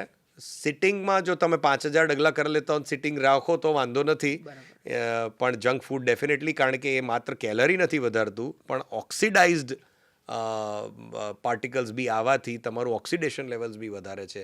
ફ્રી રેડિકલ ઇન્જરી જે કહીએ, ROS, they are increased and that is more toxic. ઊંઘવાને પરફેક્ટ કલાકો કયા? 6 કલાક, 7 કલાક કે 8 કલાક? જે ઊંઘ તમે જેમ આપણે વાત થઈ, ઓબ્સ્ટ્રક્ટિવ સ્લીપ એપની આવો અને 12 કલાક ઊંઘો તોય ઊંઘ પૂરી ના થાય. ક્વોલિટી ઊંઘ 6 થી 8 કલાક, 6 થી ઓછી નહીં. 8 થાય તો સારું, 12 થાય પણ ઊંઘ પૂરી ના થાય તો તપાસ કરાવો, કંઈક ગડબડ છે. હૃદયની જે હેલ્થ છે અથવા તો હૃદયનું આરોગ્ય છે, એ જે આપણા દરેક નાગરિકો એ ટેસ્ટને ઇગ્નોર કરે છે, કયો ટેસ્ટ અથવા તો કયા વર્ષ પછી ટેસ્ટ કરાવવા જોઈએ? બંનેના જવાબ આપીશ. જી. આપણા વારસામાં હોય અને યંગ એજમાં થયું હોય. યંગની પરિભાષા આપણા દેશ માટે 45ની પુરુષો માટે છે. 45થી નીચેની ઉંમરમાં આપણા વારસામાં જો અટેક કોઈને ફર્સ્ટ ડિગ્રીમાં આવ્યું હોય તો 18ની ઉંમરે પહેલો ચેકઅપ થઈ જવો જોઈએ. એ કયો ટેસ્ટ કરાવવાનો? ના, રિસ્ક ફેક્ટર્સ બધા, ડાયાબિટીસ, બીપી, કોલેસ્ટ્રોલ બધા. આ ક્યારે કરાવવાનો જવાબ આપ્યો. ક્યારે ના થયું હોય તો 35. બરાબર. આ ઉંમરની જવાબ થયો. કયો ટેસ્ટ જે નેગ્લેક્ટેડ છે? આઈ થિંક કોલેસ્ટ્રોલ પોતે બહુ નેગ્લેક્ટેડ છે અને ડાયાબિટીસ બી અંડર ડિટેક્ટેડ છે. એટલે આઈ વુડ સજેસ્ટ કે ભલે હું કાર્ડિયોલોજિસ્ટ છું એટલે તમને ઇકો ટીએમટી નહીં સલાહ આપું. મારું માનવું એ છે કે તમે બીમારીના મૂળમાં જાઓ તો તમે બીમારી અટકાવી શકશો. એટલે જ હું મેદસ્વી પણ ઉતારતી આ દવાઓના સખ્ત ખિલાફ એટલે જ નથી, કારણ કે છેવટે તમે એનાથી ડાયાબિટીસ અટકાવો છો, ડાયાબિટીસથી તમે હાર્ટ એટેક અટકાવો છો, હાર્ટ એટેકથી તમે જીવ ઉમેરો છો. એટલે બહુ એના એન્ટી થવાનો પર્પઝ બી નથી, એઝ લોંગ એઝ કે એ પ્રોપર રીઝન, પ્રોપર ઇન્ડિકેશનમાં લેવાય. બહુ સરસ. ડાયાબિટીસ અટકાવવા માટે હું એની જ વાત પર આવ્યો, એનું સૌથી મોટી ચાવી કઈ લાઈફસ્ટાઈલ, જીવનશૈલી માટે? ઓપ્ટિમલ વેટ, વજન તમારું પ્રોપર રાખો. અને વજન પ્રોપર માટેના BMI જે કટ ઓફ હોય છે એ આપણા દેશ માટે 23 છે, 25 નથી. એનો મતલબ કે કોઈ 6 ફીટનો હોય તો એનો ઓપ્ટિમલ વેટ 80 ઉપર નથી. તમે વિચાર કરો આપણે બધા કેટલા ઓવરવેટ છીએ. 6 ફીટના તો આપણે હોતા બી નથી. ઓફિસમાં સૌથી શ્રેષ્ઠ નાસ્તો કયો, નટ્સ કે ફ્રૂટ્સ? ફ્રૂટ્સ. બરાબર. એક ફૂડ કે જે દરેક નાગરિકે અવોઇડ કરવું જોઈએ? એવો ફાસ્ટ ફૂડ જે ફ્રીજમાં મૂકી રાખ્યો હોય અને દર અઠવાડિયા પછી કાઢીને માઇક્રોવેવમાં ગરમ કરીને પછી ફ્રેશ ગણીને ખાઈ લેતા હો, એ ભ્રાંતિમાં રહેવું નહીં. અને એક ફૂડ એવું કે જે દરેક નાગરિકે ખાવું જોઈએ રોજ? એક ફળ, કોઈ બી ફળ હો, તમારી ચોઈસનું બદલતા રહો તો બહુ સારું, પણ પૂરું આખું ફૂલ, ઈધર બનાના ઓર એપલ ઓર ઓરેન્જ, જે તમને યોગ્ય લાગે, પણ એક ફળ ચોક્કસ ખાવું. અને અંતમાં દૂરદર્શનના માધ્યમથી તમે આપણા જે દર્શક મિત્રો છે એને શું સંદેશ આપવા માંગશો? સજગતા એ જ સૌથી મુખ્ય ચાવી છે તમારા સ્વાસ્થ્યની. એવું કહેવામાં આવે છે કે પૈસો છે તો ગુમાવી શકાશે તો કદાચ મળી બી જશે, સ્વાસ્થ્ય ગુમાવશો તો કદાચ પાછું લાવવું બહુ અઘરું છે. હાર્ટ એટેક આવી ગયા પછી લોકો ઘણા આવીને મને પૂછતા હોય છે કે સાહેબ મારું પમ્પિંગ પહેલાં 55 હતું, હવે 35 થઈ ગયું, હવે આને પાછું 55 કઈ રીતે લેવાય? હાલની ટેકનોલોજીમાં નુકસાન પામેલી 2 કપાઈ ગયેલી આંગળીઓને પાછા ઉગાડવાની ચાવી નથી. તમારે 3 આંગળી પર જ પછી મુઠ્ઠી બનાવવી પડે છે. સારું તો એ જ રહે કે તમારી 5 આંગળી સજગ રહે, સ્વસ્થ રહે, જેથી તમારો પંજો મજબૂત રહે.